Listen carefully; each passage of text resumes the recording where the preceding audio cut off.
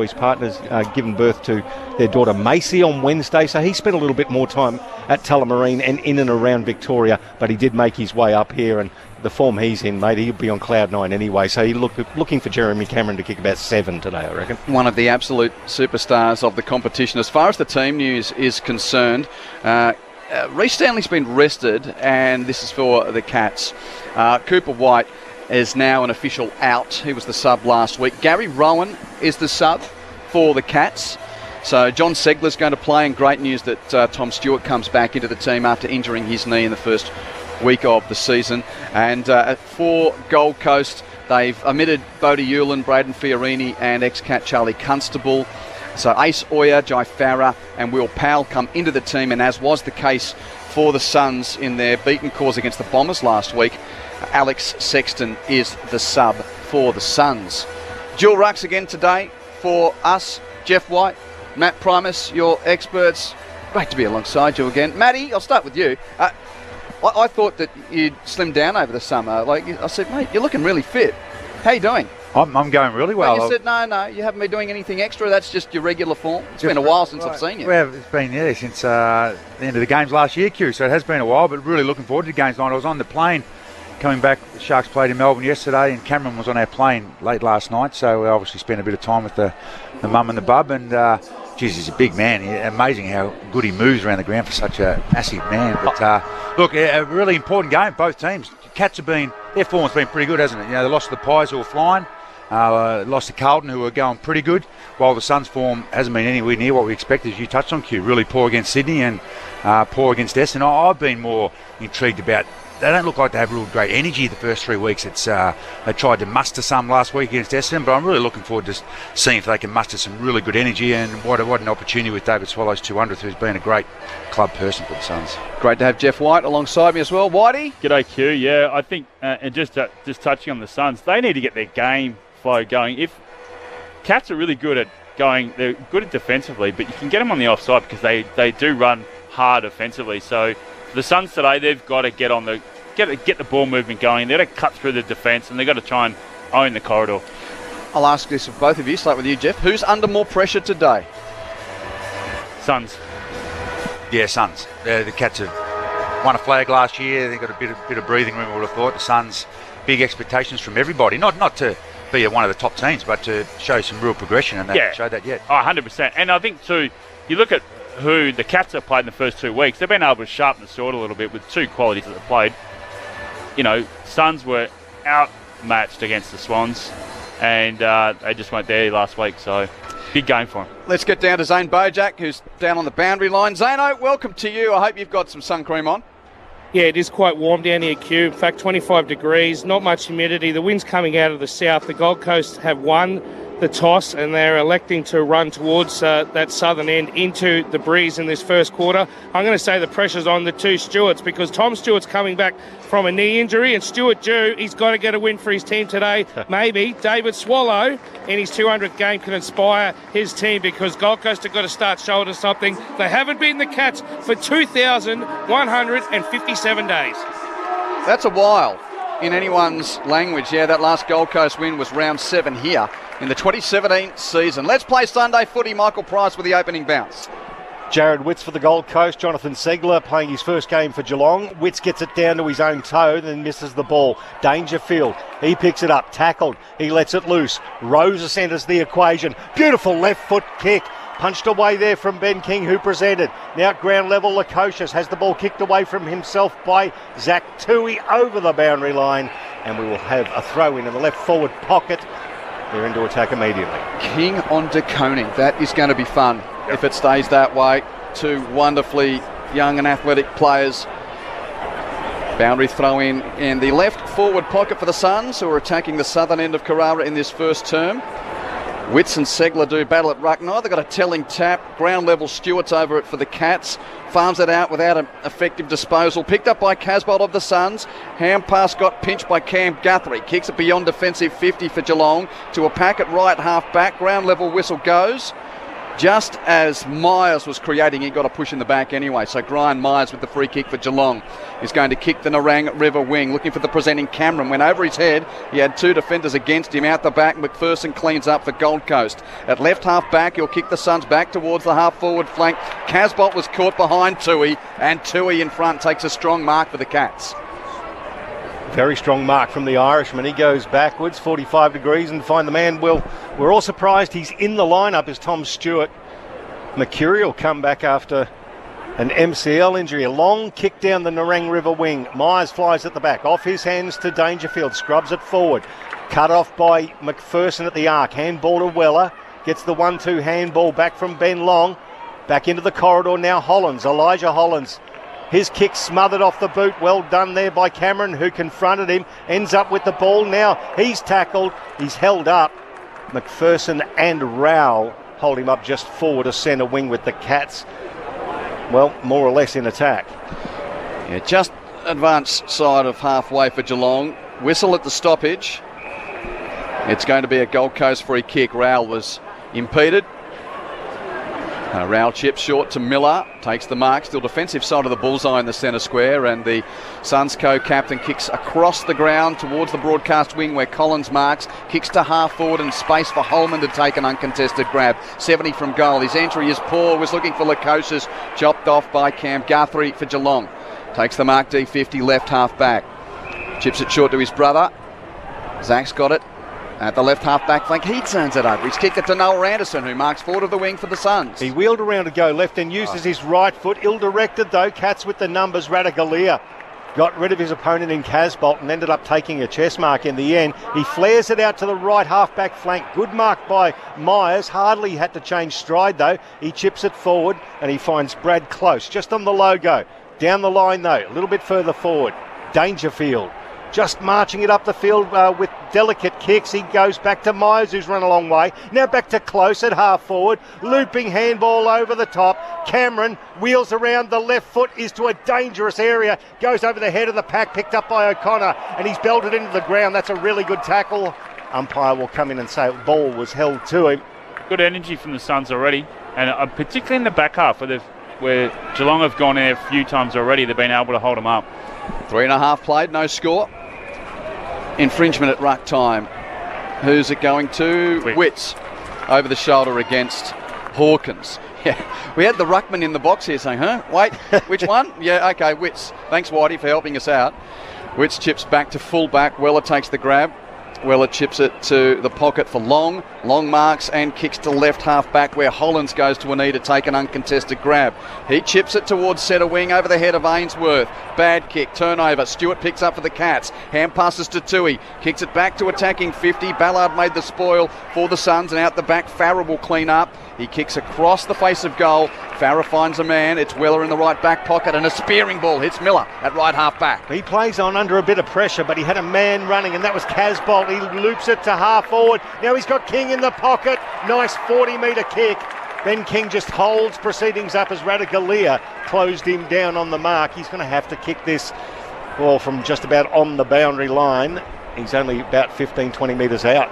What I've noticed already, Matty, just comparison to Sydney game, whereas they get the ball in the back half for Suns and they'll blast it. They're under pressure. The switch, the ability to create with the players up forward is really impressive. Ben King from the pocket.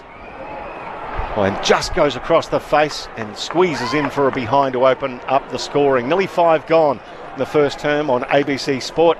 And it is the Gold Coast Suns, one behind, Geelong yet to score. Stewart with a long inbound looking for blitzers beyond D50 left half back. Couldn't mark but roves his own crumb. Ham passes to the wing. Bounces favourably for Henry. That's Ollie. Ham passes backwards to Bowes. The ex-Sun for the Cats chips it short. Smith takes the mark on the wing for Geelong. Kicks it to half forward, marked by Blitzarves. Hand pass to Bowes. Hand pass infield. Looking for Bloom. Missed the target. Turnover. Holman's got it for the Gold Coast. And they sling off half back through hands. It's gone from Rowell to the middle of the ground for Lukosius. Had a fumble. Handed it over his head to Holman. Got driven into the deck by a Blitzarves tackle. And the ump says no prior. Ball up.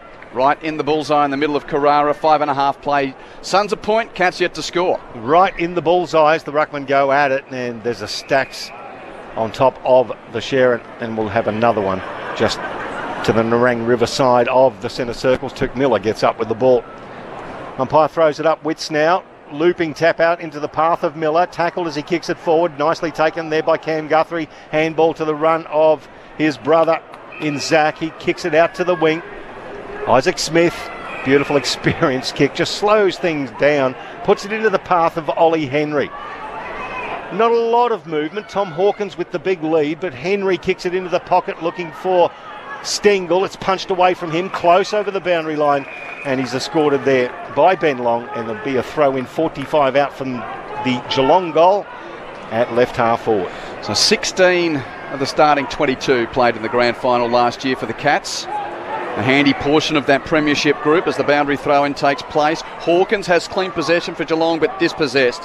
He couldn't get a hand pass away. Miller's clearing kick for the Suns, pinched though by Atkins of the Cats. Hand pass to Holmes, rush kick inside 50, stolen by the Suns. Clearing kick from Hollands in the back pocket. Goes straight down the throat though of De Koning, who marks for Geelong, kick and a half from goal at left half forward.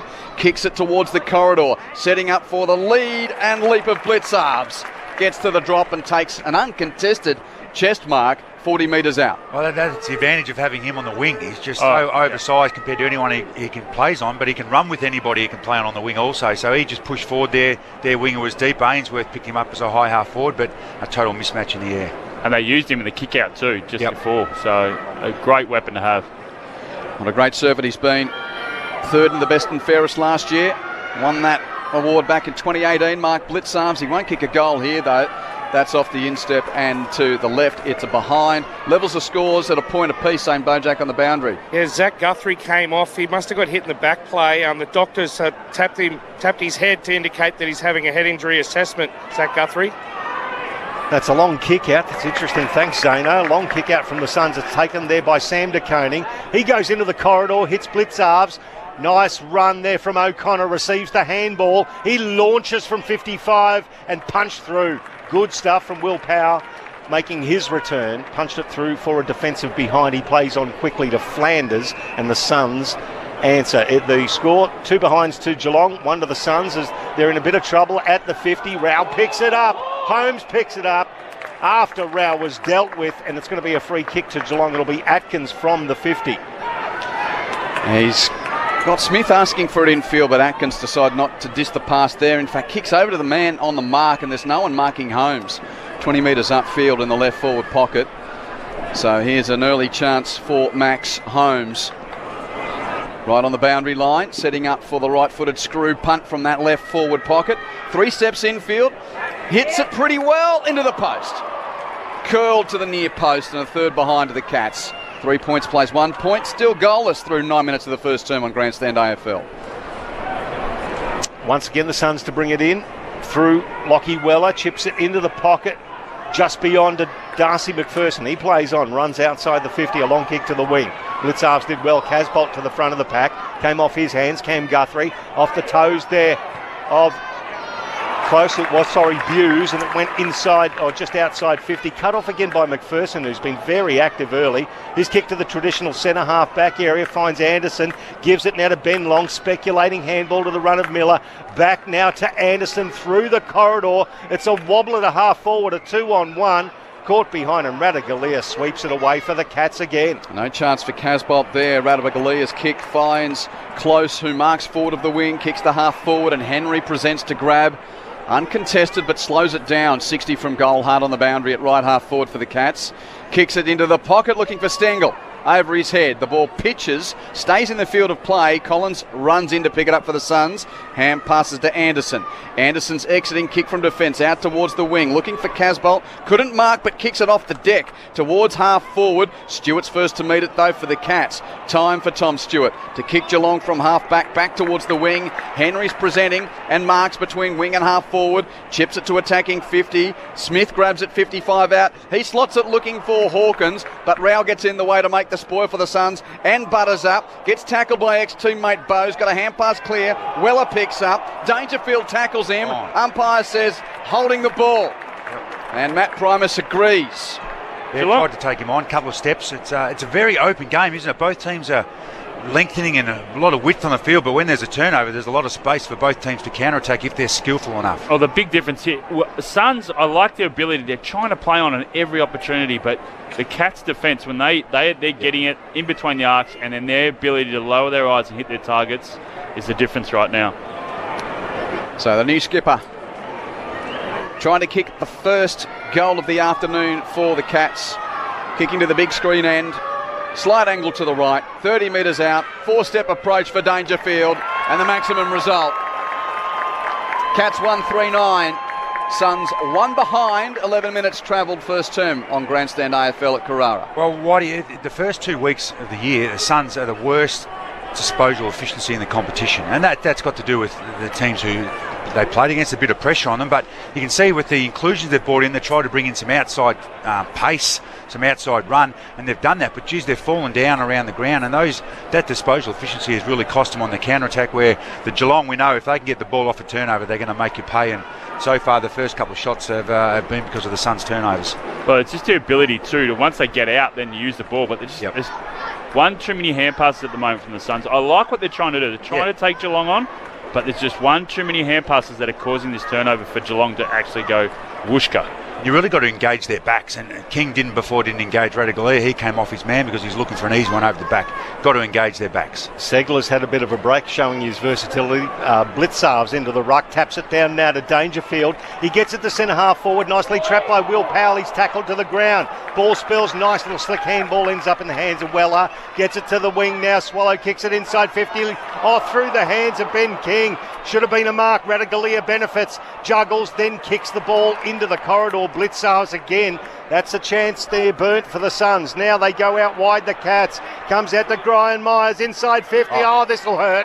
Bowes. Jack Bowes has got to have a shot from 40. Slight angle to the right. And if he hasn't had a boo yet, you wait till he drills this one. There's a difference right there. I know King should, but the Suns have still got to play that. They got it out, then they kicked it inside forward 50. Well, it's a different story if he marks it, obviously, but they've got to continue to do that and not go in their shell. Well, he's already in debt to Cat supporters after that miss late against the Blues, Jack Bowes. You reckon he'd be feeling the nerves here? 83 games at the Gold Coast. He knows this ground well. Jack Bowes from 45 puts it through for the Cats. That's his first goal in the hoops. Second goal for the Cats, 2-3-15, and the Suns just the one behind, 13 and a half gone first term on ABC Sport. Great to see, because you wouldn't meet a nicer person. That doesn't mean you're going to have a great career just because you're a nice person, but he is a ripping lad, works really hard on his craft, and didn't work out for him up here in the Suns, but he's gone to an outstanding club that can certainly develop players, and he's going to be around some great senior guys. So it's really injured in the pre-season, came back against the Carlton and looks at home, but being able to play half back or on ball with the Cats. What about that kick from Myers back inside, across his body? Yeah. Great awareness, great lateral awareness. From Cairns to the Cattery, and now at Carrara, as Pricey said, his first goal in the hoops, and it was a big miss in that game against the Blues, so he would have been feeling it. And that's a good response in a way. Geelong 2-3-15. Gold Coast 1 behind. Centre bounce. Goes to deck at the foot of the Rovers. Bruin half a chance for Geelong, couldn't pick up. Segler has a go for Geelong. Hand passes to Dangerfield, tackled. Ball spills free. And Dangerfield was held on to by Casbolt. Holding the man, free kick. Going to the Cat skipper. Just defensive side of the bullseye. He quickly gets on his right boot, kicks inside 50, over the head of the leading target, Cameron. It bounces, Ballard taps down, he's got a rover in Oyer. Oyer's hand pass doesn't find a teammate, somehow rushes it though to Anderson's hands. Hand pass out the back to Weller, hands it on to Ballard. Ballard's kick from defensive 50 though turned over, marked by Stewart on the wing for Geelong. He looks pretty good coming back, and as I say that, he kicks a very poor ball which put Dangerfield under pressure, gives it back to Stewart, hands it to Radaglia, hands it to Stewart. They're mucking around. Oh, he's had another missed Noma there with an outside of the boot kick. Segler hand passed it into Danger's chest, and it ricochets to Weller of the Suns, and now they ping off half back. Hand pass to Miller, kick inside 50, marked by Lukosius, unmarked 35 out. That was horrid by the Cats on the broadcast wing. They fumbled around with it, didn't they? They didn't really get any clean possession, but that's what I was saying before. The Suns have just got to keep playing this aggressive play-on mindset, because they're going to get them on the back back end. They're going to get them on the goal side of the Cats because they like to rush forward. Lockweller's new nickname might be Rubber Band. He's the slingshot guy, isn't he? Well, coming back from his ACL. Suits him to a T, that role. Yeah. Lukosha straight in front, 40 metres out, right foot, drop punt, pumps his fists, he likes it. First goal for the Suns. And Gold Coast make Geelong pay for that bad turnover on the wing. 16 minutes played, Geelong 2-3-15, leading Gold Coast 1-1-7. Matt Primus and Jeff White are your experts on Grandstand AFL through ABC Sport. I love having Powell. That's great that he's back from his injury, and also Lockie Well on the back line. Two great users of the ball, and that's what's been really effective. And you've got to get it in the hands, and then when they're out into space, they've got to be able to use it, and they will. So you just got to put confidence in them, but you've just got to keep doing it. Don't go in your shell. Keep attacking the Geelong because you're going to get them on the goal side. Yeah, you're going to get opportunities, and you know they're down in the contested ball. They've been the best contested team so far in the competition, the Suns so far this year. But they're getting touched up at the moment. But they've been able to get them on the turnover. Haven't been made them pay on the scoreboard, but definitely had some really good looks. 12 inside 50s to 6 in favour of Geelong. The score 15-7 in favour of the Cats as well. Ball back in the middle. Witts taps it down to Rao. Good bit of ruck work, great roving and a tackle as well from Dangerfield, who crawls on hands and knees to go and get the ball again. It ends up being a pack of players. The umpire just Nerang River side of the centre circles. He'll go for a secondary ball up. Rao gives him the ball back. Segler versus Witts again. The big men. Segler fists it forward. Myers, deft handball. Dangerfield in traffic, dispossessed by Long. It spills out to Will Powell on the left foot. He toes it towards half forward. A 2-on-1. It was De Koning over the top who fisted it. Now it was Flanders who roved. The Suns have it. Comes back through Casbolt. Now to Hollands. Hollands off a step. Inside 50. Wrestle at the top of the square. Umpire's going to ping somebody here. That is a fair dinkum flurry of arms and legs, and it will be a Gold Coast Suns free kick. Jeffrey it was being manhandled there by Zach Guthrie, who's pleading his case. What I loved about that kick too is that there was Suns players coming at him, but they were all one-on-one, and then that longest kick, the longest opponent was Jeffrey. So great kick to cause, and to the top of the square in a one-on-one. So Joel Jeffrey from Darwin, his dad Russell, part of the Northern Territory team of the century. Yeah. What a player he was too, just quietly.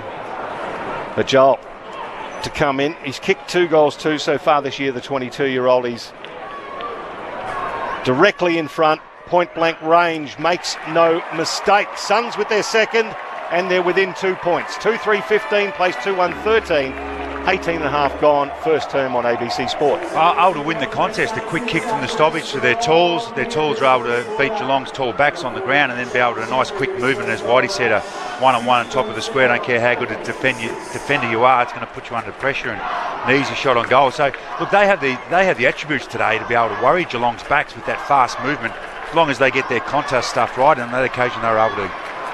And their efficiency as well. If they can just tidy that up between the arcs, yep, they're going to be able to get inside forward 50 and give their forwards definitely plenty of opportunities. The back line looks better too. You know, early their half backs have been really undersized and young, but with Powell coming back in and Weller his second game in, they look a little bit more assured down there. Weller 9 touches already, Matty, off the half back flank.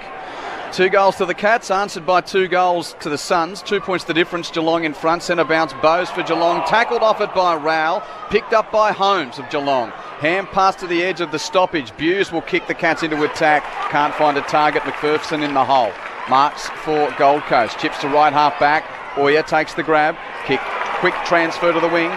His kick marked by Ainsworth. Hand passes to Long. True centre wing. Ben Long kicks the Suns to half forward and a contest. Radigalea got a hand to spoil. Swallow had a go. Hand pass turned over. Through Zach Guthrie to Atkins. Hand pass out the back to Radigalea. Inside step.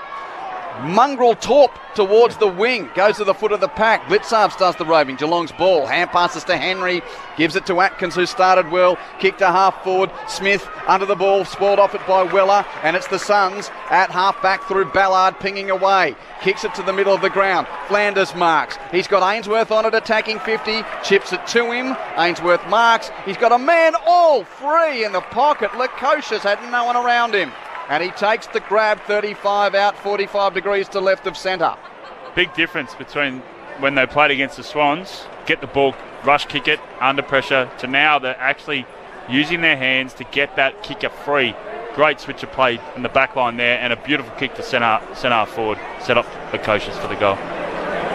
So not much of an angle to speak with for his first kick. This one slightly left of the sticks, man on the mark, 40 out. Jack Lukosius looking for his second, and to put the Suns in front, strikes it from 49 metres out. It's across the face and a behind, which halves Geelong's advantage. 2 points is now a 1 point diff. At 2-3 to 2-2, Cats in front, 21 played. So the Gold Coast now operating at 79% disposal efficiency. They've improved that aspect, really hitting their targets now. Geelong coming out of defence through Atkins. Oh, what a grab. That is a beauty there from Jai Farah. Just leapt onto the shoulders of his opponent in Hollands and then turned it over with an ordinary kick afterwards. How often does that happen? Jed Buse cuts it off. The run now of Atkins again, chips it forward. Blitzarves in front of the interchange gates. Swallow ordered to stand. He does so. Now the little chip pass to Isaac Smith. Wheels onto that trusty long left. Hawkins going back with the flight, courageous from Ballard, and then he chips it 30 metres forward to find Hollands. They play on again, the Suns. The run there is from Farah. He just lopes along the wing, tries to sell the big dummy to Blitzarves and actually ran out of bounds. Umpire said, we'll throw it in, and he'll go off the field and have a little bit of a chat about it, methinks. It's a good result for the Suns, though. Otherwise, that was on the full, and the Cats are away on the switch there, so good for him to get a stoppage. That was a rugby league or union wingers play. Stepped in field, tried to use the sideline and get past him, but no, run out of territory. So a boundary throw in, true centre wing. Cats lead by a point in perfect conditions, albeit pretty hot here on the Gold Coast. Witts taps down to Hollands, kicks the Suns to half forward. King got a hand, couldn't mark. Great roving from Flanders to hand pass to Wainsworth. Left foot ping on goal from 40. He's across the face, and a minor score which levels things up at 2-3 apiece. 2-3, 15, each of two through 22 and a half minutes on Grandstand AFL.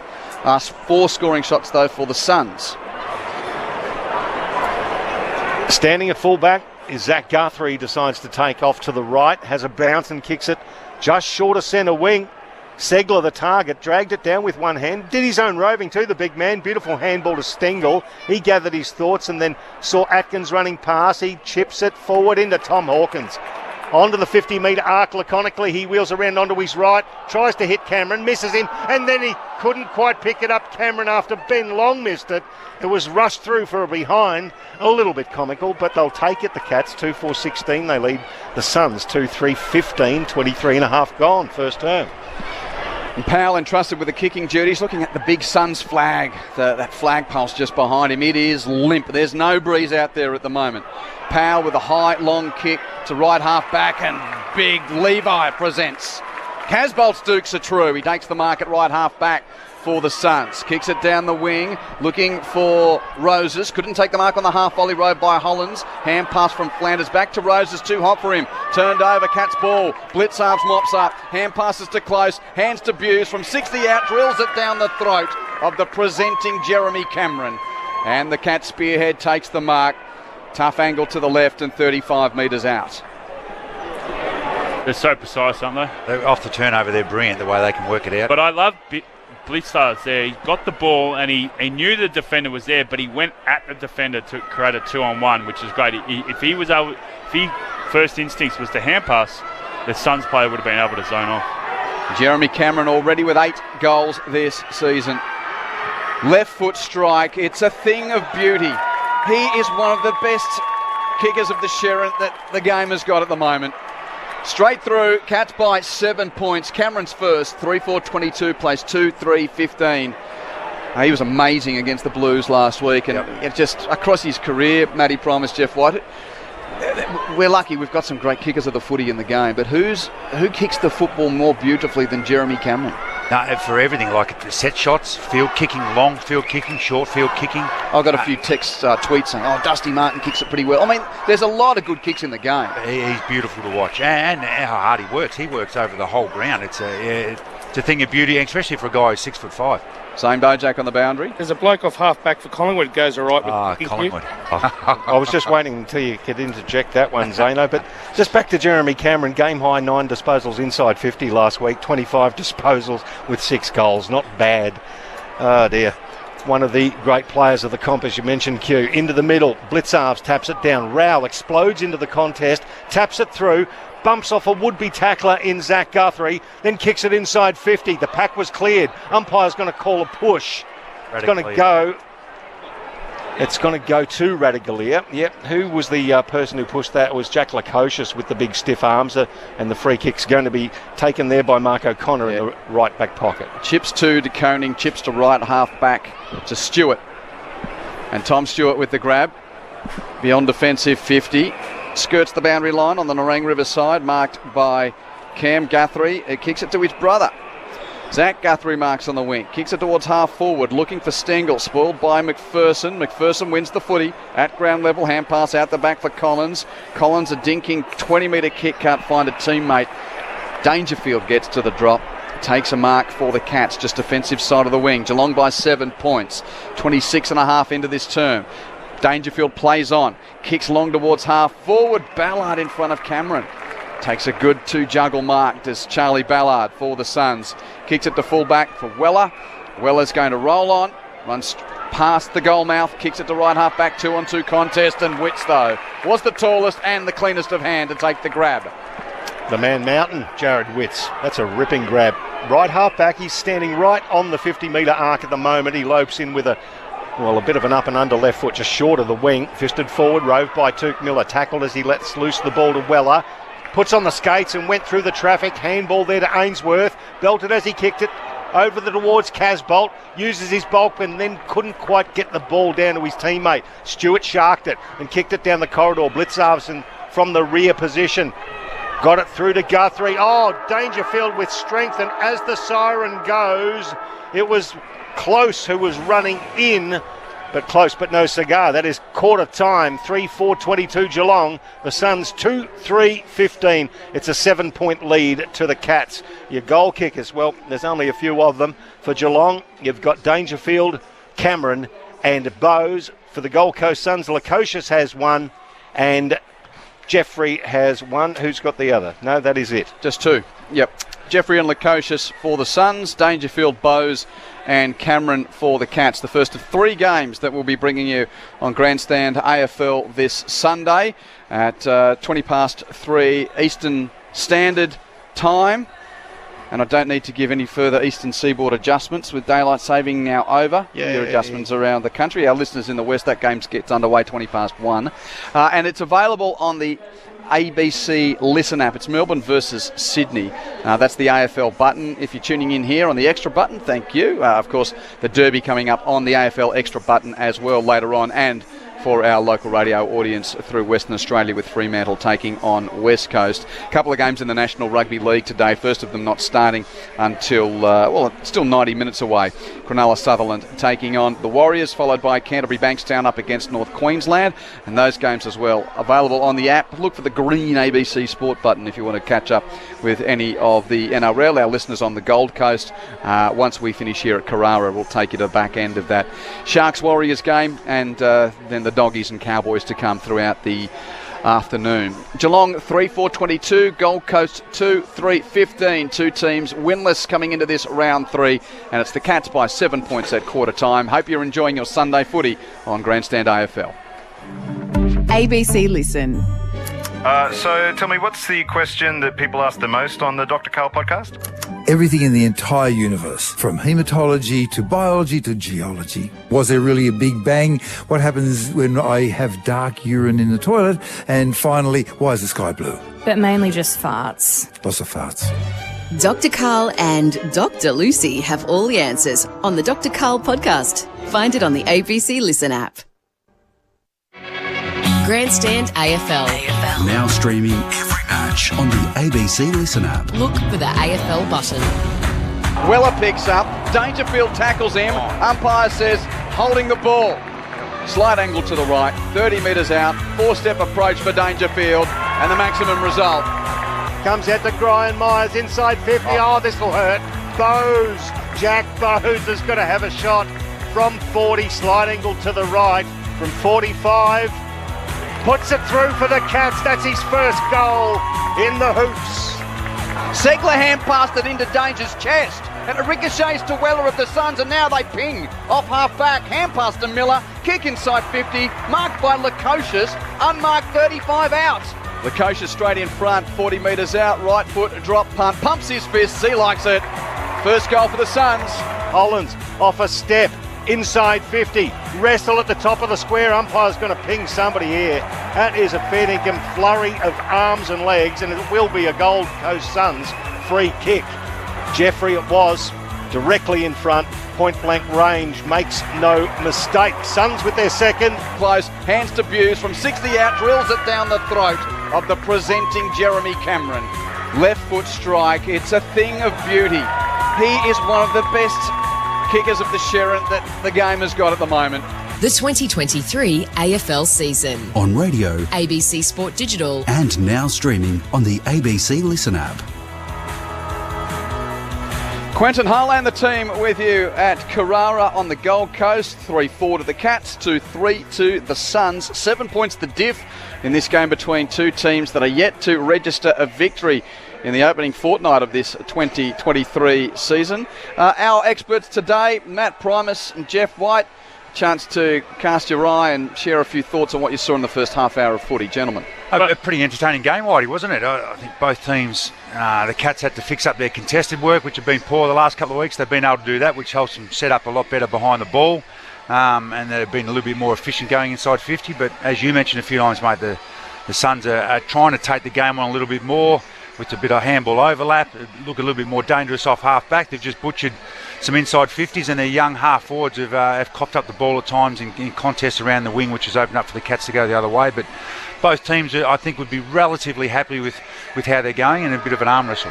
Yeah, well, that's a really, really positive sign from the Suns' perspective, is the ability to take the game on in the half-back line. You know, through the Weller, through a little bit of Long, through definitely Powell. Darcy McPherson, I like that he's kicking down the line. He's not trying to bomb away. He's trying to hit some targets. So they've got to take on the Cats. We've spoken about that in the first quarter. If you can take them on, you can get that slingshot footy. You can get them on the opposite side. But where Geelong is so superior at the moment is their ability to win the ball in between the arcs. Once they get it, once they're able the ability to switch it, lower their eyes. You've got De Koning, you've got Stewart, you've got the Guthrie brothers off the half-back line, ability just to hit those targets, play on, and dissect the Suns' defence. So at the moment, yeah, it is a good... Both sides will be happy the way. I think just the Suns just got to tidy up their efficiency going inside forward 50. Well, they have to, because the Cats have had 18 inside 50, so if that trend continues, that's going to be far too much firepower for the Suns' backs to defend.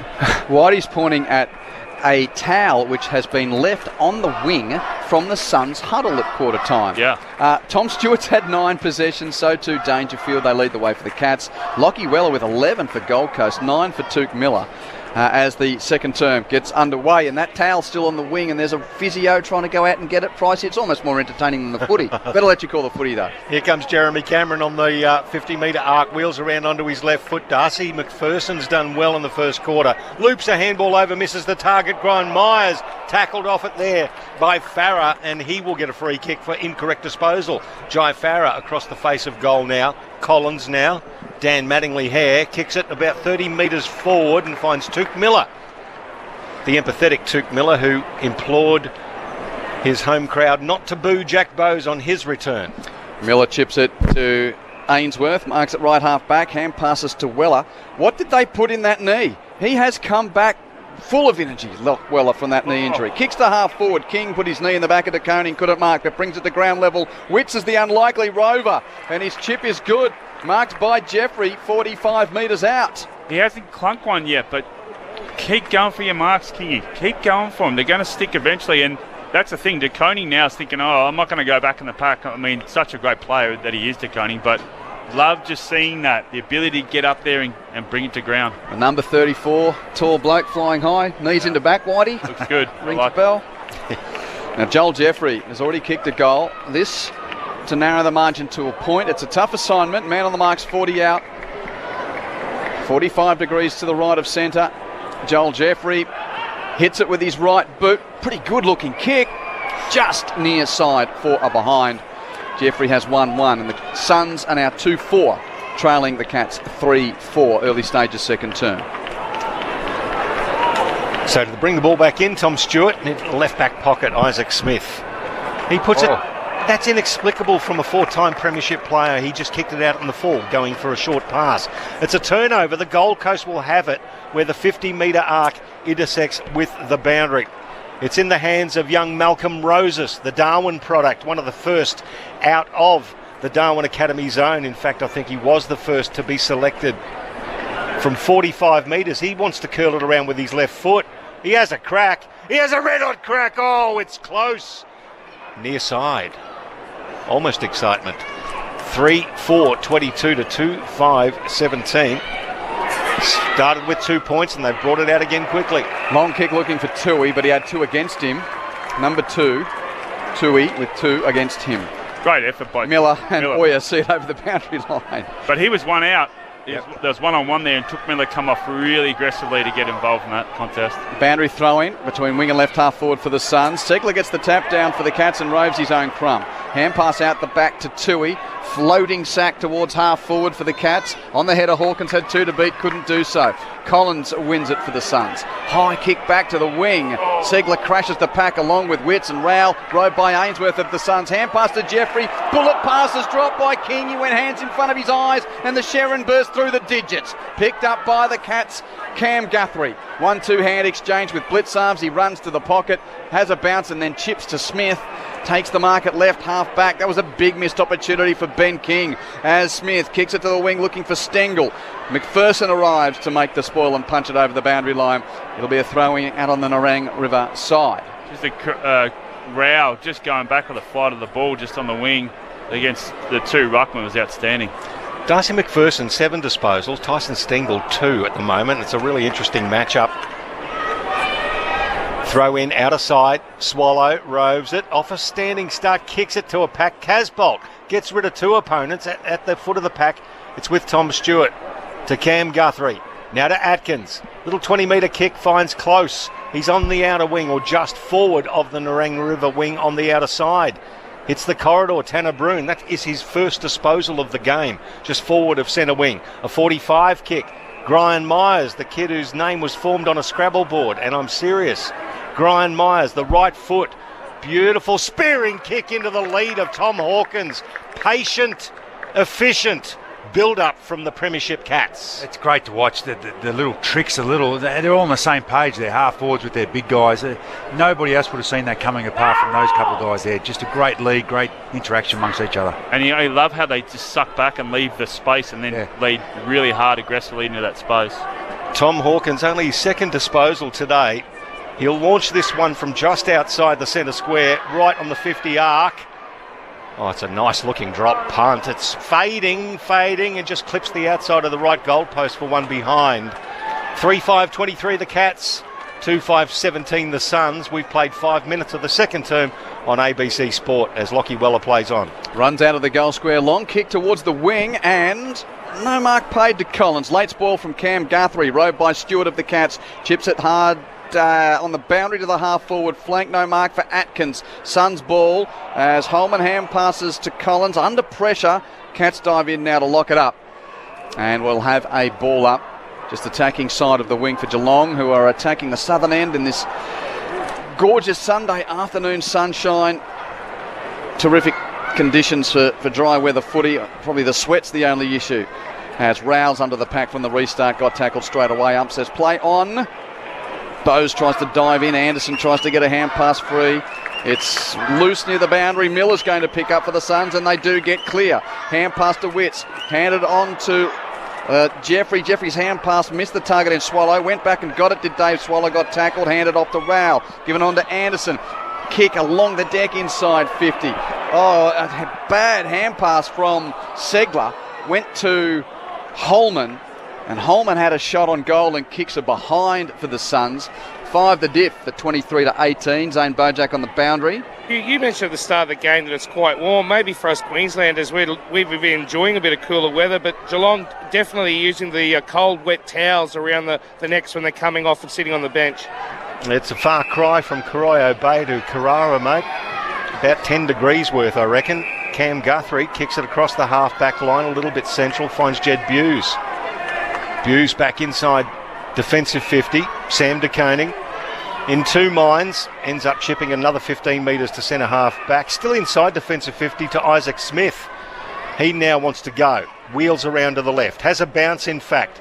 Traverses the 50. Little sand wedge finds Brian Myers. He runs past for the 1-2 handball, does Smith. That's experience. Traverses the wing. Lowers the eyes. Kicks it inside 50 through the hands of Cameron.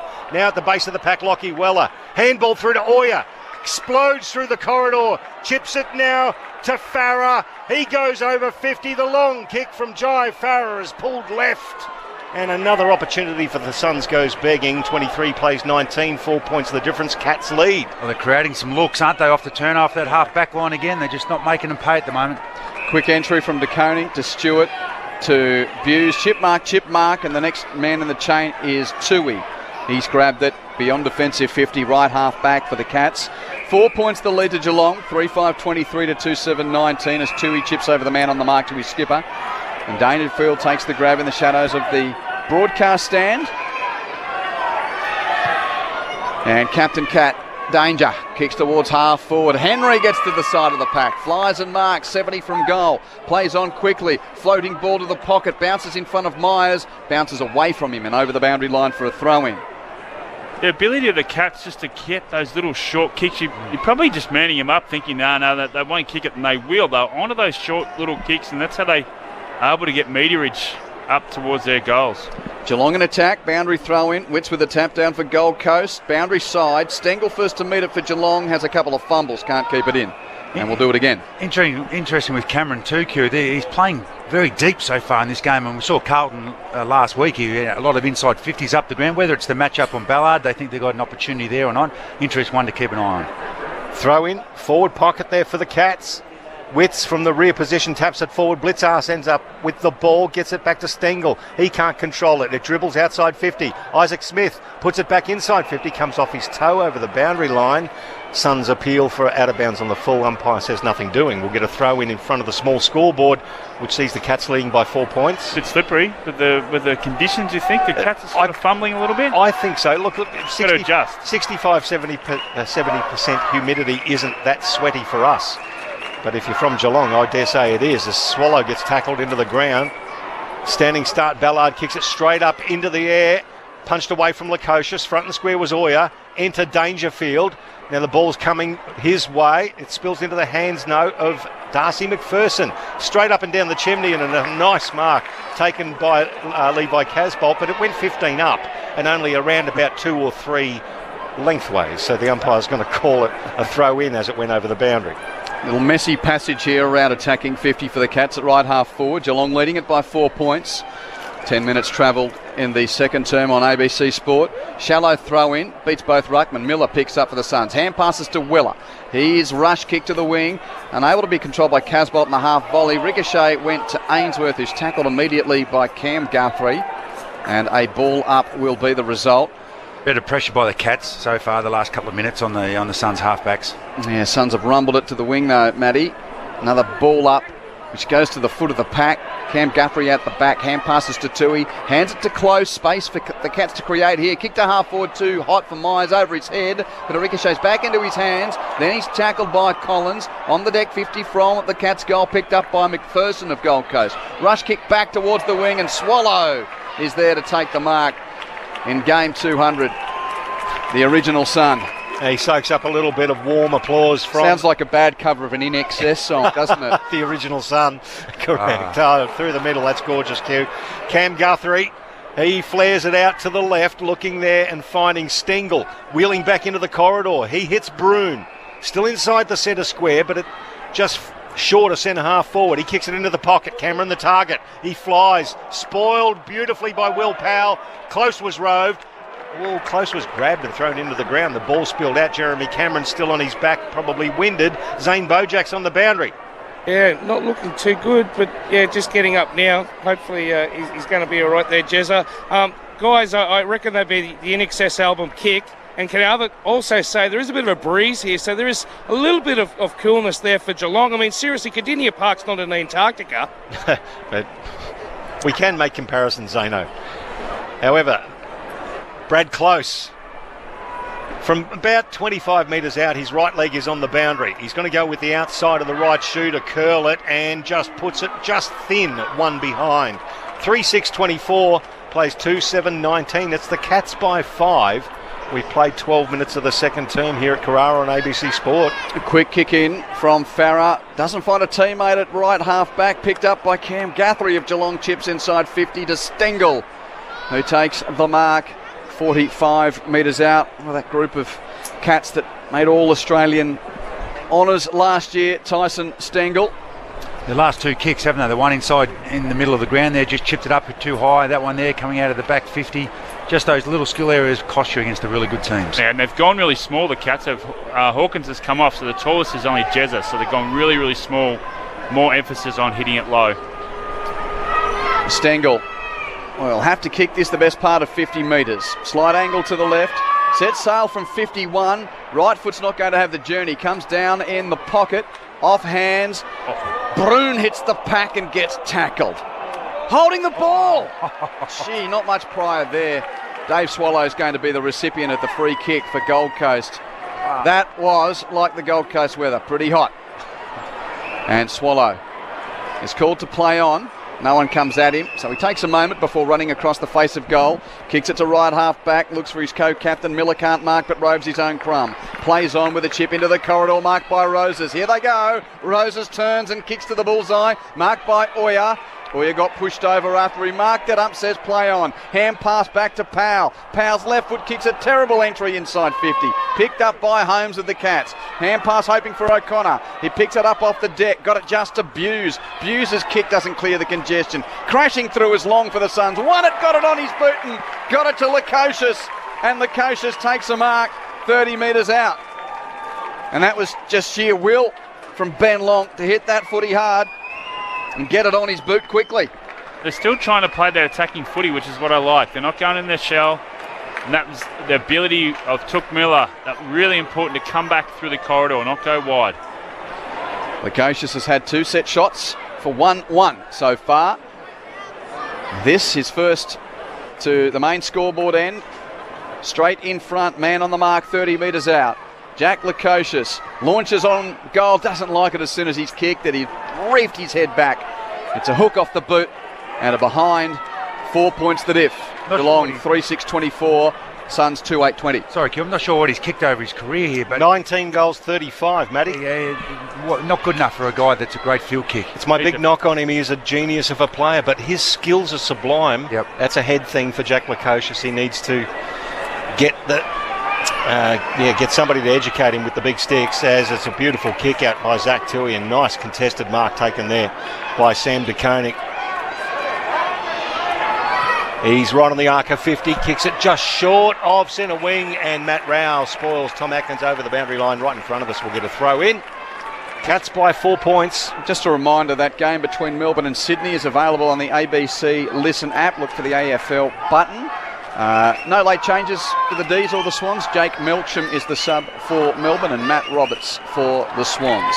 Boundary throw in, Segler taps down to Bruin, hand pass to Cam Guthrie, hands it on to Tui, hands to Segler, hands to Guthrie. Triangle work, back to Tui. He finds some space to kick, a mongrel to the wing. Pitches in front of Oyer of the Suns, couldn't mark. Crashing in Dangerfield, makes it his own. Got a hand pass to Atkins, hands it out the back to Myers. Myers' kick's not great either. Intercepted by Farah of the Suns. Gold Coast have got it on the wing. Kicks backwards to Weller. Closer to half back than halfway. Hand passes infield to Farah. Farah's kick is a mongrel kick. These footies pumped up properly. Went to the middle of the ground. No mark taken by O'Connor. Ball to deck, centre half forward for the Suns. One though at centre half back by the Cats. Hand pass goes from Buse back to O'Connor. That's a floater as well. Out towards the right half forward flank. Pitches favourably for the Suns. Hand pass from Farah to Collins. Collins tackled, gives it back to Farah. he was held without the ball. Free kick. Sorry, Whitey. I reckon you'll find Dangerfield will go off the bench here to have a look at his head. He had a head clash on the bottom near the boundary line. Yeah, it was right beneath us as he dived in for that ball. We'll get to Zane in a moment. Farah kicks the Suns back to half forward, and Levi's Dukes are too big and strong again.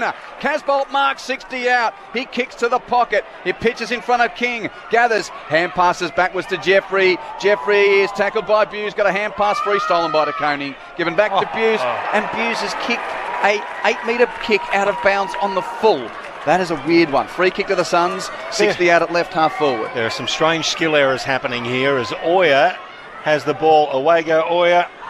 First boy to learn the game in PNG and play AFL. Kicks it to the top of the square. Casbolt the target. Fisted away from him. Front and square. Jared Witts in the role of rover. Smothered off his boot. Rao. Hollands. Oh, great tackle from Holmes. Dislodged the ball. Jack Bowes has it. He launches a wobbler through the corridor. Tracking back was Will Powell. 20-metre kick now. McPherson. He's waiting for the runner. He's found him in Weller. Weller. Tackled by O'Connor, still got the handball away to Powell, who kept running, but the umpire said he got rid of the ball incorrectly. Crowd don't like it. Geelong free kick, left half back. And it's O'Connor for the Cats. His short pass looking for Henry, didn't find him. Holland's there to make the spoil and pressure him. Henry gets a boot to it though along the boundary, picked up by Stengel. Hand pass to half forward to Close. Hand pass to Hawkins, has a bounce, drills it to Jez's chest, and Cameron takes the mark in the left forward pocket, 25 out.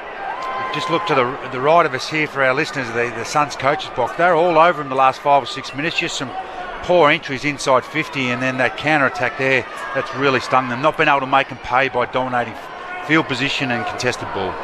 Cameron's setting up for the non-preferred right-footed snap punt. 2 steps infield, and he's mishit it. It's across the face of goal, out of bounds on the full in the opposite pocket.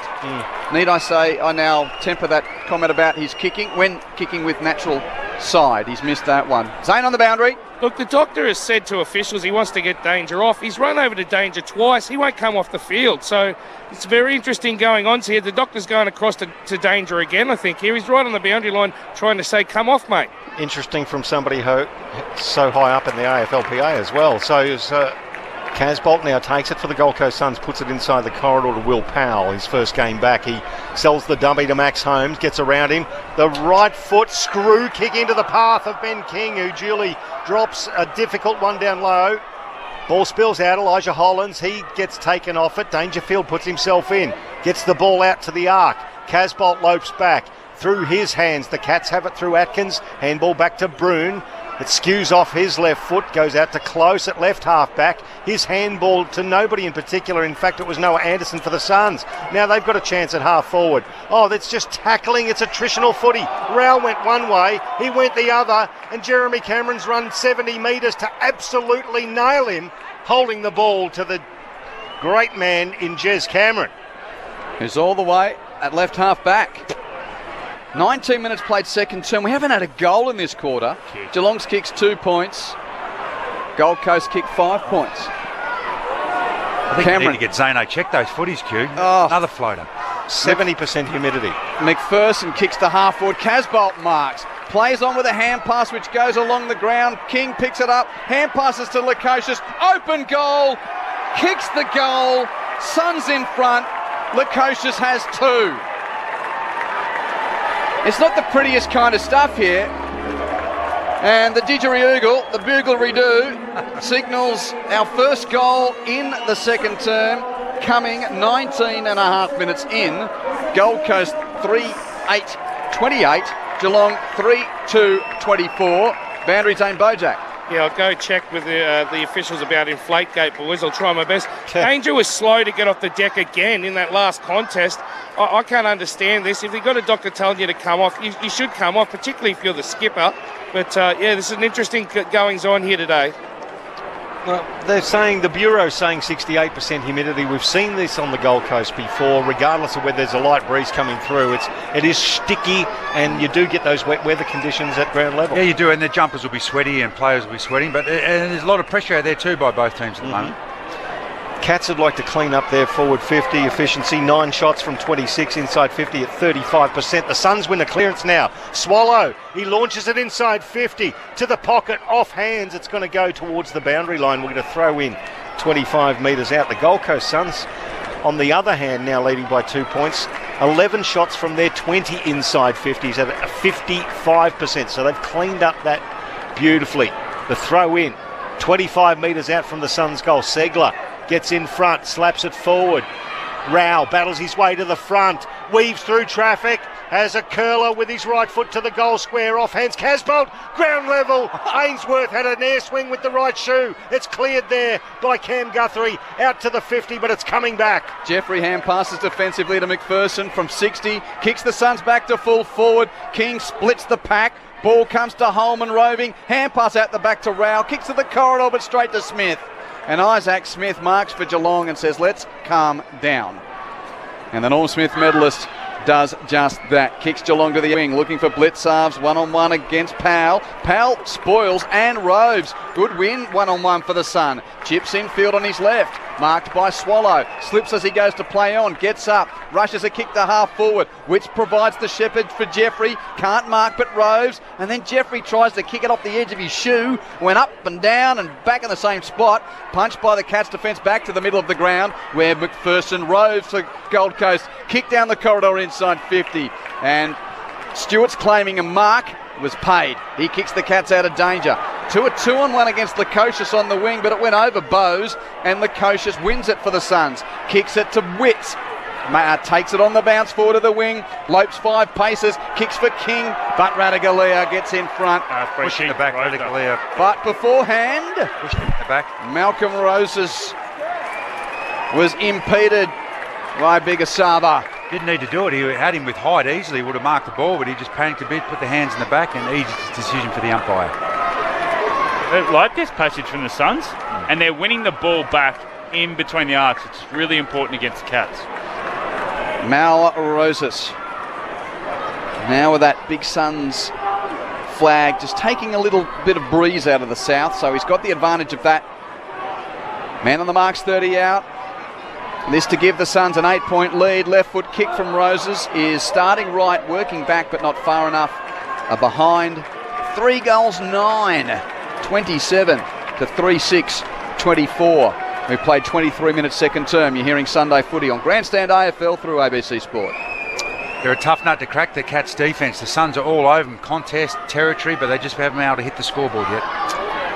Oh, how's that for a mark from Paddy Dangerfield? He was out of that contest and he ended up crawling over the shoulders of Noah Anderson to take the mark at right half back. Then he sold him a dummy, the young man, and ran around him. Long 45-metre kick to right half forward puts the Cats back in attack. Lockie Weller, disposal number 17 is a beauty.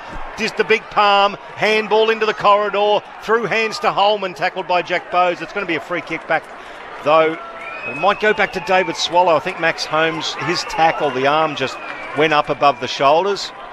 Forward downfield to Nick Holmes, so they'll play on the Suns. So Holman's kick wide to the boundary. Fumbled by Jeffrey, who had no one on him. Drops the mark over the boundary line for a throw-in.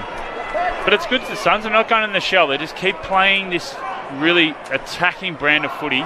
It's keeping them in. It's obviously got the lead at the moment. Jeff White and Matt Primus, your experts. Quentin Hull and Michael Price calling the action. Zane Bojack on the boundary. 3 points the lead to the Suns from the throw-in. Swallows at the cold face, but tackled immediately by Bowes. And we'll have another stoppage.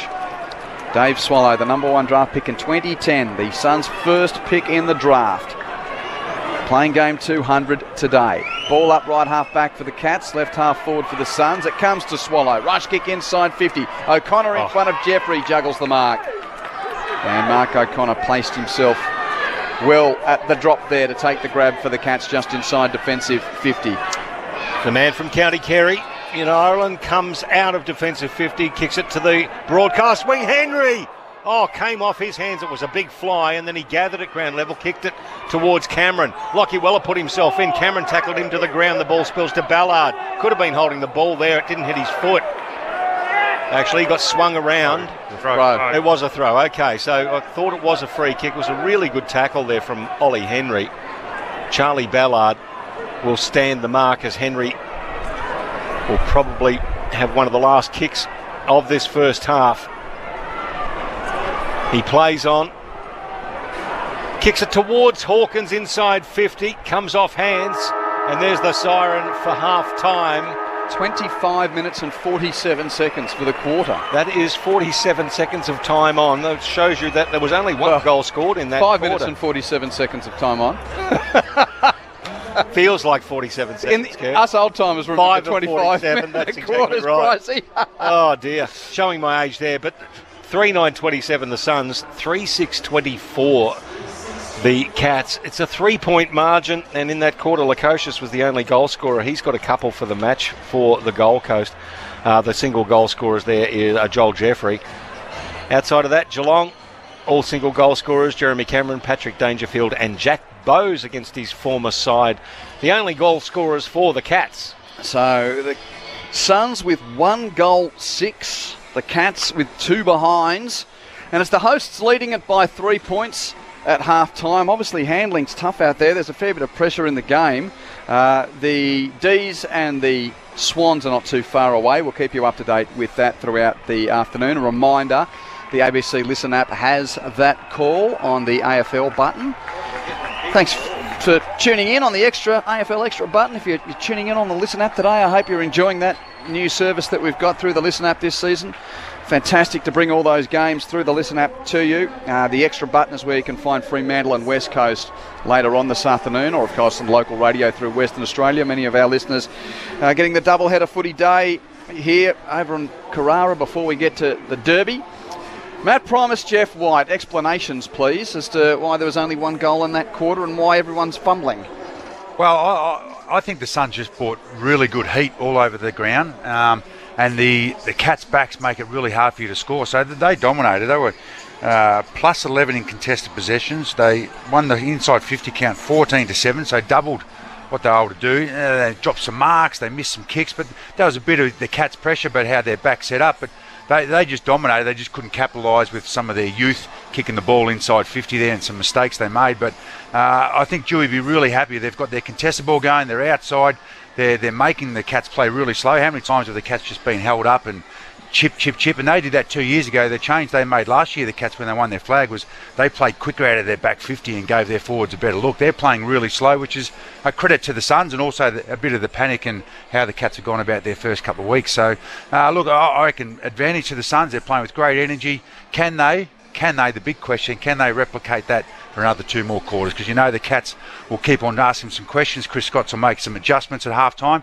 Can they do that style of footy again? And eventually I reckon they'll overwhelm the Cats because they look a little bit off, or more than just a little bit. They look a long way off where they were last year. So the Premiers are 0-2, Whitey, and trailing by 3 points at quarter time. Yeah, I don't think it's any panic stations at the moment, but it's definitely come down to efficiency, I think.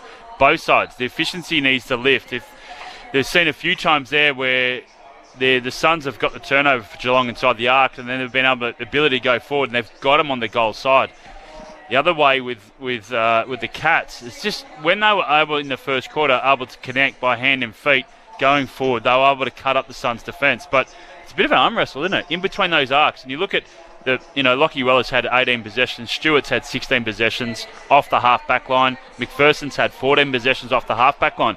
So it seems like it's in between those arcs. So the ability to be really clean and efficient going through that section, and I love the way that Lockie Weller, that just near the end of that half-time there, the ability to get the ball, take on the defender, cut through, use hands, and go forward. They haven't had that all year. So that's really important, but they've just got to clean up and be efficient going forward. Lockie Weller's an interesting one. He looks like he's almost gained half a yard of pace off the back of a knee, Rico. He does. I think I've mentioned it before. Normally, your first year back, you take the whole year to get back to your best. But he's he's had a couple of games under his belt. But yeah, he looks outstanding. But I think it's also a product. I'm not downplaying how he's going, but it's a product of the pressure coming up the ground. He's just been able to attack the ball and play with a bit of vigour, and they're looking to give him the ball, and then he's playing to his strengths. He's getting handball receives, taking the game on, but he looks athletic and powerful, doesn't he, for sure? Thanks, Matt. Thanks, Jeff. We'll take a break on that at halftime. Gold Coast lead Geelong by 3 points. Suns 3-9-27 to the Cats 3-6-24. Hope you're enjoying your Sunday of footy with us. The first of 3 games, Melbourne and Sydney to come shortly, then Fremantle and West Coast later on. We'll take a break on that with Kick to Kick and it's the Oz Kick kids out there at half time, which is good to see that it's been a fixture for so many years. We missed it for a couple of years during COVID, but out enjoying the sunshine here on this Sunday afternoon at Surfers Paradise, where the Suns lead by 3 points at the main break. We'll be back after the latest from the ABC Newsroom.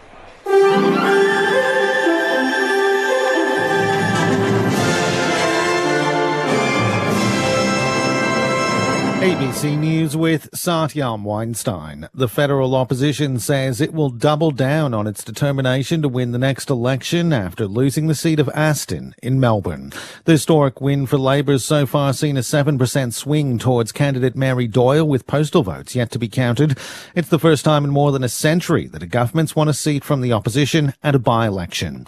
Opposition leader Peter Dutton says the party will not easily accept defeat. I have had one test for my leadership, and that has been whether we can keep the party together. We've done that over the course of the last 10 months. We've put ourselves in a strong position in that sense. We have a lot to do in relation to policy, but as I say, Victoria is a very difficult market for us. The New South Wales Premier says he doesn't believe passing legislation will be difficult in a minority government. The newly elected Labor government in New South Wales has fallen short of being able to form a majority, with the Liberal Party winning the 2 remaining 3 close seats. Chris Minns says negotiating legislation with other parties isn't unusual. Legislation will have to be navigated through those 2 parliaments, but it's not necessarily difficult or different from what's been in place for the last 2 years, particularly in New South Wales. We're confident we can work with the crossbench. At least 26 people have been killed after a series of tornadoes in the southern and midwestern United States. Rescuers are still combing through the rubble, with tornadoes confirmed in at least 8 states. In the Arkansas capital, Little Rock, more than 2,600 buildings have been destroyed. Arkansas resident Cody Combs filmed the tornado that hit Little Rock and managed to ride out the storm in his work van. 100% did think I was going to die. Once I saw the winds pick up the way they did, my first thing that made me bring out my phone was the clouds in front of me were actually picking up some debris. So I saw little chunks of wood and roofing just being flung around in front of me. So I knew at that point it had to be nearby. The storm is currently moving over the northeastern United States, with a tornado reported in Delaware. An explosion at an oil refinery in Indonesia has injured at least 9 people. The state emergency energy company says the blast in a gas compressor caused minor injuries from glass shards and also damaged several buildings. It's the latest in a series of mishaps in Indonesia's fuel oil industry. Last month, a fire at a fuel depot in the capital, Jakarta, killed more than 20 people, and 3 more died on a fire on an oil tanker. Public health officials in the Netherlands are warning of the risk of housing asylum seekers on disused cruise ships after completing an analysis of a typhoid outbreak on one last year. The BBC's Naomi Grimley with the details. Evidence to be presented at this month's European Congress of Clinical Microbiology will show the risks of such a policy. In the spring of last year, 72 cases of typhoid were detected on board the Liberty Ann, a cruise ship being used in Haarlem as emergency accommodation for asylum seekers. 25 people were hospitalised. A corroded metal wall between a wastewater tank and a freshwater tank meant bacteria was allowed to contaminate the ship's water supply. A small earthquake's been recorded at Mount Barker in the Adelaide Hills. Geoscience Australia says the quake, measuring magnitude 3, struck at about 12:15 this afternoon local time. It occurred at a depth of 22 kilometres. Late last month, the Flinders Ranges were rattled by an earthquake measuring magnitude 4.8. The South Australian Premier says his government's reached a deal to return Adelaide's trains and trams to public ownership. Peter Malinowskis has promised to scrap the $2 billion outsourcing deal with Keelos Downer after it was announced that the former Liberal state government in 2019. That contract contains a clause with a potential $94 million fee to end the contract early. Premier Malinowskis says negotiations with Keelos Downer have been intense, but no contract termination fee will need to be paid. We said that that there would be no compensation paid to the private operator, and the agreement we have reached assures us of that. So we're going to bring the service back into public control. We're going to make sure that there is no unfair cost to the taxpayer, and we're going to commit ourselves to delivering a high-quality service in the long term, not focused on profit. Queensland roads are set to receive $21 million in upgrades to improve dangerous crash sites. It'll be funded by the federal government's Black Spot program, which aims to improve dangerous sections of road. 38 sites across the state have been identified to undergo improvements such as roundabouts, traffic signals and adding or removing turning lanes. You're now up to date with the very latest from ABC News. We are one, but we are many. And from all the lands on earth we come, we share a dream and sing with one voice. You're listening to ABC Radio. You are, we are Australian. We are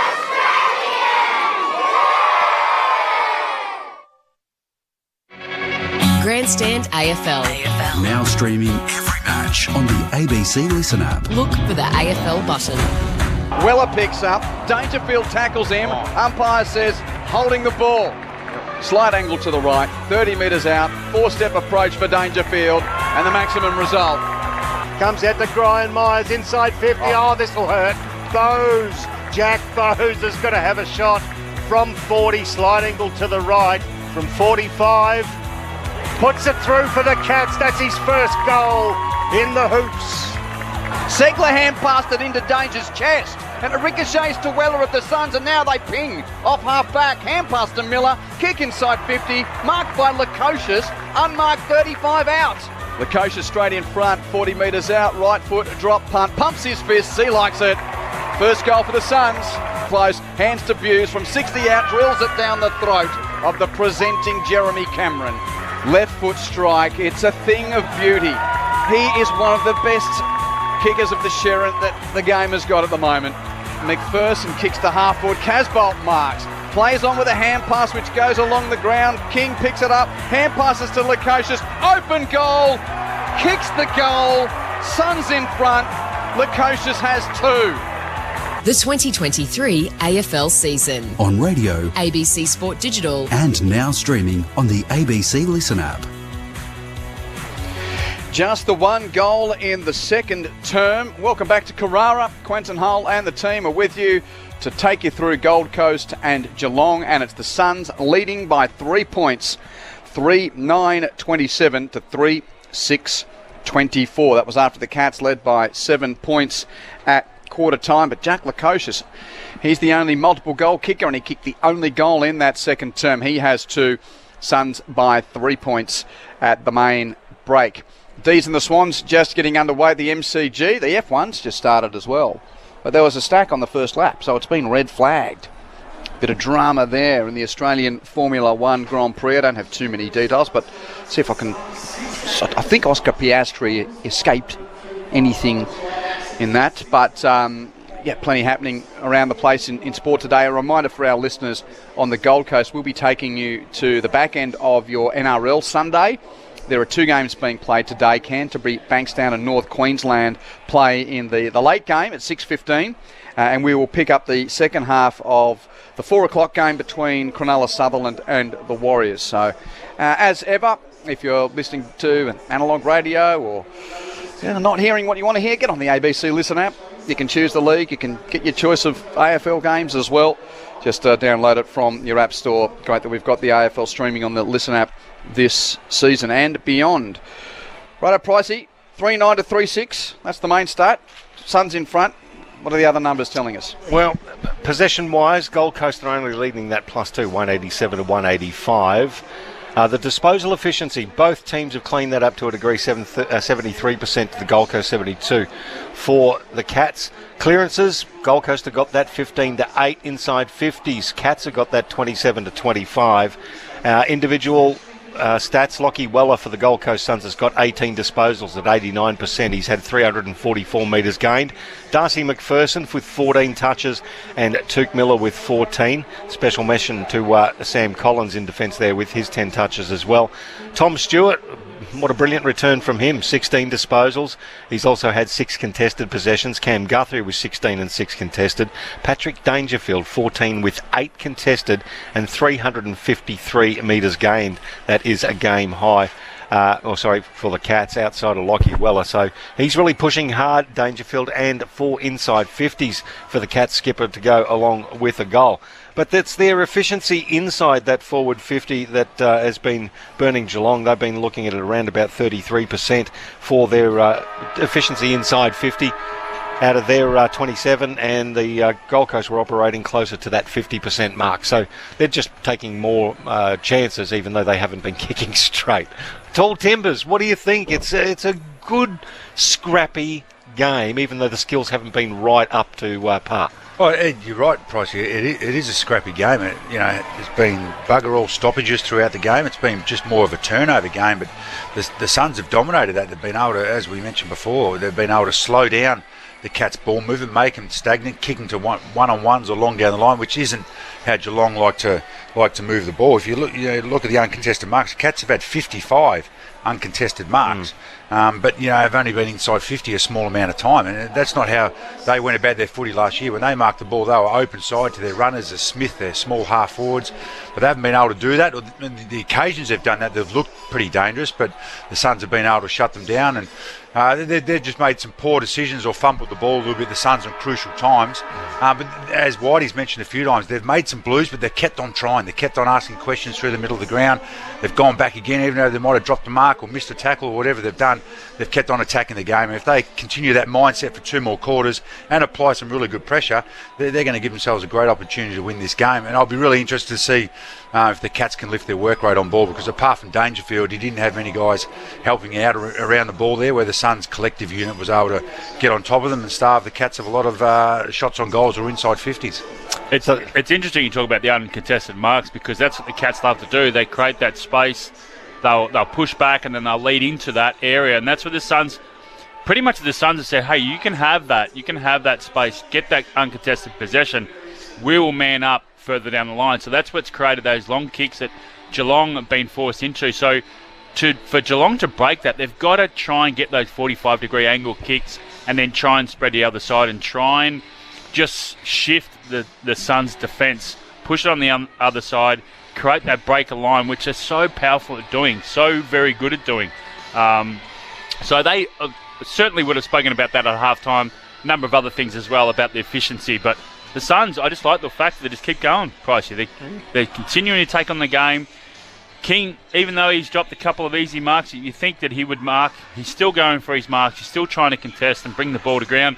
So eventually that's all going to stick. It's all going to happen. But the impressive part is they've got to keep up that relentless ability to take the game on from the half-back line. So there's a lot of positives that the Suns can take out of that first half to drag into the second half. Certainly. But the question mark and the untrustworthiness of them, can they continue to get at the opposition for another 2 quarters and keep trying to be brave? And then that's what they haven't been able to do, not at all against Sydney. And for Essendon, perhaps 3 quarters, and then they weren't able to continue that relentlessness in the last quarter against Essendon. Can they do that against the Cats? Because they're off at the moment. Now, they might come back here and ask some questions, and they're a proud team. I'm sure they will. But this is for their growth. They've got a team on the ropes. Can they try and finish them off over 2 quarters? Really interesting watch on the Premiers too, to see if there is some switch that's about to go down, or they're just a group at the moment that there are a lot of senior players. We know that there's the flat spot after a premiership, but we saw the D's win their first 10 last year. Yep. After winning a premiership, but it's a different demographic, isn't it? That Melbourne has got now. Well, yeah, we had we've got a younger list than what Geelong is, and also too, there's a new captain involved. Mm-hmm. A lot of there's Paddy Dangerfield. Is a different mindset from his perspective. Probably not. The way he's playing today is like Yonomi does. A premiership or not, if you're a 34-year-old full forward who's played more than 300 games, you're taking a while to warm into the season, even if you haven't had some pre-season injury, and that's what we're talking about with Tom Hawkins. He does. He looks like he's going to hit his straps about round 10, doesn't it, the way he's building into it. But I'm interested to see what they do with Cameron here, if they push him up the ground a little bit more to give him a bit more run and a bit more drive. And the new guys they've invited in, like Bruin, I think we mentioned him a few times in that second quarter, but really didn't see much of him in the first quarter. They've introduced a couple of young guys to freshen up the old guys that got there, who've been to a lot of campaigns. Can those guys help drive them a bit further here in the second half? And they went a smaller forward line halfway through that second quarter. So they took Hawkins off, left Jezza as the tallest one there, introduced definitely a very, very small forward line. So now you can see that Tom Hawkins and Jezza and Smith are all starting up forward. So it's a bit of a different setup than what they had in the second quarter. 2 early goals for your mob at the G, by the way. Melbourne 2 straight 12, leading Sydney 2 behinds. Look for the AFL button on the ABC Listen app if you want to get a call of that game. Intriguing story to unfold in the second half here. Both teams without a win through the first couple of weeks. Suns start the third term with a 3-point lead over the reigning premiers, Michael Price. Jared Witts for the Gold Coast Suns against Jonathan Segler for Geelong. Segler wins this one out, taps it down to himself, gathers, handball to Dangerfield, immediately tackled by Rowell. Push in the back, says the umpire. Crowd don't like it. Dangerfield does. He gathers the ball in the corridor, looks to shape into the corridor for a handball, but decides to go long. It's a beauty. Great drop punt, but it's just easily gathered there. Well, it should have been easily gathered there by Charlie Ballard. Inexplicably, he drops it to the ground, diving in there Hawkins. He smacks it out to Cameron. Cameron now tackled there by Will Powell. He goes a couple of metres, rugby maul style, and gets taken into the Carrara turf. We'll get a ball up, 45 out, 45-degree angle to the left. Seen a lot of dropped marks today. Hawkins taps down, boundary side for Stengel. Weaves infield, 40 out, snap on right. Foot is not going to have the penetration. Drops at the top of the goal square. Met by Weller, who half volleyed it to Ballard. Hand pass to Powell. Tackled by Myers. Got a hand pass to Long. Rushed exit is a turnover. He's kicked it to Stewart. 50 from goal for the Cats. Kicks into the corridor. Marked by Cameron. 35 out and virtually straight in front. That's where they've got to get out of their game. Long just grabbed it and bashed it out there.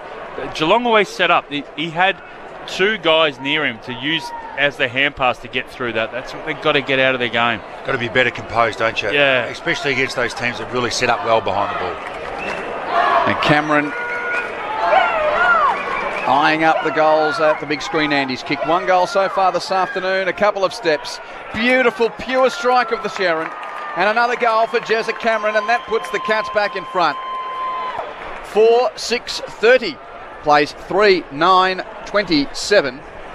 90 seconds into the third term, Cameron kicks his second. I just saw Collins there just give the hand signal to Long as a hand pass. Give the hand pass. You've got men there, take them on. That was actually 3-on-1. So that's where Lockie Weller, that's why he's so important in that back line. He's able to break the lines. All teams are going to set up the wall, so don't give it back to them. And that's why the Cats have to get their contested ball right, because if they can dominate a bit of territory, they've got firepower and the smarts to make the Suns pay here. They didn't have that in the second quarter. They started really well the early minutes of the third. Just noticing Sam Flanders getting some treatment down on the Gold Coast bench, and it looks like Alex Sexton might be warming up. Zane, I'll get you to keep an eye on that one as we go back into the centre of Carrara. Stengel over the top of Witts. Rao got in front, couldn't take the ball with him. Atkins did for Geelong. Long kick inside 50. Sam Collins takes a good strong mark in front of Tom Hawkins, who does look a little underdone and a bit ginger as he hobbles off. Lockie Weller now with the ball from Collins. He goes out to left half back. And it's marked by Hollins. Kicks it long towards the wing, but Segler gets in front of Lukosius to mark for Geelong. Hand passes to the wing for Zach Guthrie. High kick back to attacking 50 for the Cats. 2-on-2 contest. Hawkins wins the row for the Cats. Left foot kick to the corridor. Long makes the spoil, but Blitzars will row for Geelong. Hand passes to Atkins. Right foot shot from 20 metres out. Hits the post. He's on a tough angle, but he's missed it. And it sees Geelong move to 4-7-31. And their lead is 4 over the Cats, over the Suns 3-9-27. So Lockweller now standing in the goal square. The Cats have really zoned up well, and he tries to pinpoint a pass. You heard the groan from Jeff White. That was because Jeremy Cameron floated in front of Touk Miller and accepted that like a Christmas gift. 35 metres out, and it's a 45-degree angle to the left. Not an issue for Jeremy Cameron, he thinks. It was almost like they had a set play there, the Suns, because they had Jeffrey out there by himself, and they just ignored him. 2 goals straight. 2 goals straight to Jeremy Cameron. He comes in from 45. The left foot just slews off the left side of his boot, only for the one behind. The Cats 4-8-32. 5 points in front of the Suns, 3-9-27. 4 gone third term, and Zane Bojak's on the boundary. Yeah, you mentioned Flanders. It looked like it was a leg or ankle injury. I can't quite see what they're working on, but that's what it looked like when he came off the field. Pricey. McPherson from halfbacks kicked it to Casbolt, who marks on the wing. Kick in field marked by Weller. Hand passes to Miller. Miller will kick the Suns towards half forward, and King's got the drop on his opponent Radigalia. And the crowd give him a razz for taking a mark. 60 out, kicks it to full forward. Lukosius uses his body to protect the drop and take a juggling grab, 20 out in the right forward pocket. Really good movement. But the great thing about the kicking, they just took the short, easy target, played quick from there, where last time Weller tried to do the tricky one through the middle of the ground. But once they get the Cats on the move, they can certainly expose their backs. Jack Lukosius has had a few shots today. 1 goal in the first term, 1 goal in the second term. This to make it a goal in the third to return the Suns to the lead. His right foot kick is true, and Gold Coast is back in front. Suns are 4-9-33, leading the Cats 4-8-32. Zane? Yeah, Sexton's about to come on, guys, so that's the end of Flanders for today. Injury? It looked like, when he hobbled off, it looked like ankle or definitely left leg, but I couldn't quite see how they were working on him, but yeah, that's what it looked like when he came off the field. Sexton in, Flanders done. Sub-activated for the Suns, and Suns in front by a point, gents. Yeah, and they're just a great kick by Took Miller, favoured side for King. But then King wheeled around and got in there really quickly, because against the Cats, you can't play slow footy. And Alex Sexton, a noted goal kicker as well for the Suns. He's kicked over 158 in his career. Back into the middle. Witts slaps it down into the path of Noah Anderson. He wobbles one out to the wing, the commentary wing. It sits up high on the bounce for Took Miller. Easy for Blitzarves to come over the top and smash it over the boundary line near the interchange gates. We'll get a throw in. So 1 point the margin, the Gold Coast lead with 6 gone in the third term. The sun is hiding behind the clouds here. It's a nice afternoon here at Carrara. Shallow throw in. Segler in front, gets it down. Holmes with a chance. Now Jack Bowes, the former Sun, turns around, gives it to Holmes. Nice work. Holmes against the boundary line. That's a hospital hand pass towards Cam Guthrie, and easy for Jared Witts to lean in and punch it over the boundary line for yet another throw in front of us. He lumbers back towards his opponent, John Segler. And I'll say that in all respect, Matty and Jeff. That is a terrible throw-in from the boundary umpire. It's so shallow. Went to Blitzarves at the front of the pack. Clearance to the Cats. Hand pass to Bruin. Hand pass to Bowes. Bowes under pressure doesn't create with his hands. And Oya rushes it over the boundary line for the Suns. Forward pressure from the Suns is good too, Q. Ability to come off their man and be able to force the error. Yep. Ace Oya looks like an under-16 kid who's filling in a country footy game. He's so small compared to the rest of them, isn't he? You know, when you go to country footy and you see someone played in the under-17s or something earlier in the day, it's been called in. He's tiny compared to the rest of them. Throw in, no clearance. Ball up, called.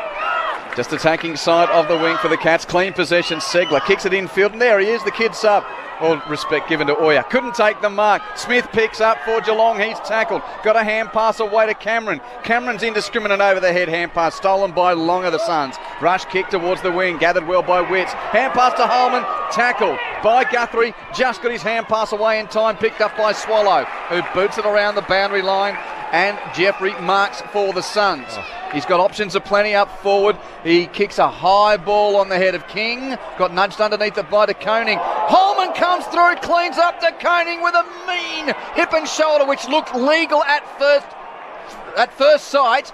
Gone to the boundary line. Radigalia is on top of it, and a ball up's going to take place. Zane, you're close, and young De Koning's in a world of hurt. Oh, he's getting up now, but I tell you what, he felt that one. I think his head hit the turf really hard. He did indeed. He's going to have to come off. The doctor's saying that's it.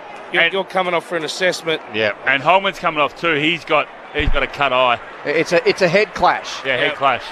Flanders, it was a knee, guys. It's been confirmed by Gold Coast media. It was a knee problem. Okay, now De Koning's up and making his own way from the ground. Holman's coming off as well. Do we think there's further sanction there? No, definitely a head clash. No, there's nothing. Okay, plays back underway in the forward pocket for the Suns. Rose's hand pass out the back to Hollands, gave it back to Roses, gives to Jeffrey, who's tackled by Henry. Ball comes free. Rowell rushes it over the boundary line. We'll see a throw in right half forward for Gold Coast. That's added just a little bit more spice to this. A point the diff. Suns in front. 9 minutes played, third term. Nick Holman is built like granite. When he hits you, you feel it. 60 from goal, the throw in. Again, a shallow throw in. Witts and Segler have to go 5 metres inboard, and that's why they punch it straight back over the boundary line. You'd think they'd both do the concussion testing for that. Absolutely, you would think so. He's got a beautiful egg on his eye, De Koning, right on his left-hand side of his eye. But I think both players going for the ball with heads down, and I can't see anything from the MRO, but you never know. The ball hits off the ruckman's hands. It's nicely handled back towards the wing by Elijah Hollands. The handball to Ballard, who duly turns it over to Henry. Henry smashes it forward. It was cut off there by Will Powell. Handball to Rowell. His kick to right half forward, easily covered by Jonathan Segler. He was under pressure, Matt Rowell. Segler goes backwards inside defensive 50.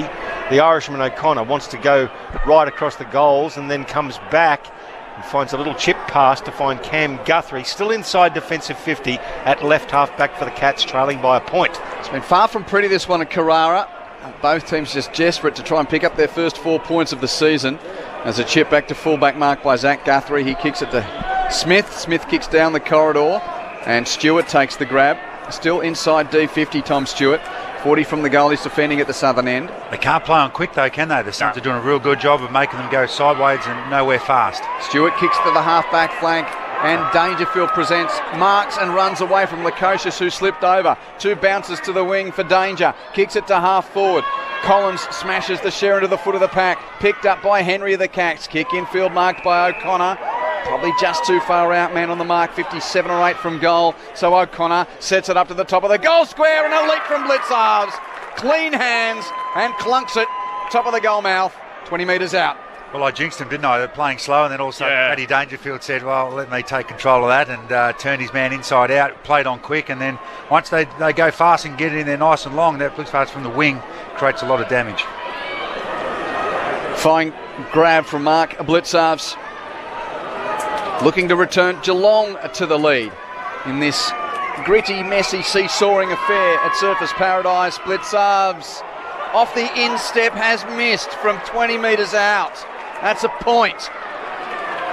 4-9 apiece. Scores level early third term. The Suns bring the ball back out. Lockie Weller goes the 1-2, receives the handball on the arc of 50, kicks it short of centre wing. Radaglia drops what he should have taken, backs up, drops what he might have carried with him. Dangerfield comes in and adds a little bit of class to it. And you mentioned that Oya looked like a junior playing in the Country League before. How about that contest between Paddy Dangerfield and Jack Lukosius? Lukosius ain't a mug. Paddy Dangerfield just absolutely burnt the young man. His body work was what made Lukosius fall over. The ball up right against the boundary line. Miller, handball to Rowell, overruns it. Goes off the toe of Noah Anderson, just forward to centre wing. Good contest, Lukosius. He bumped into Radaglia, gathered. Handball now to the run of Jeffrey. Now to Ainsworth from 50. He kicks it to the top of the square. 2-on-1, ground level. Zach Toohey, calm, collected, puts it in front of Brian Myers, who takes it and calms things down in the right back pocket for the Cats. And no run to the fat side, though, from the Cats. They were out there, Whitey. But the Suns got under it really, really quick, which is good signs. Myers chips around the boundary line, and it gets to Henry after committed. Powell couldn't stop the footy. Henry has a bounce, kicks to close at half forward. Ballard intercepts though for the Suns and breaks the tackle. Ballard from left half back, D50, kicks back to the Nerang River wing. Myers makes the spoil in front of the bandaged Holman, who's back out there. Won the footy though, Holman. Hands to Weller, hands to Oya, hands to Holman, hands in, field to Anderson, who's got space. And he'll kick from halfway to half forward over the head of Sexton. Pitches near the boundary line and goes out of play for a throw in 40 metres from the Suns' goal. 4:9:33 apiece here.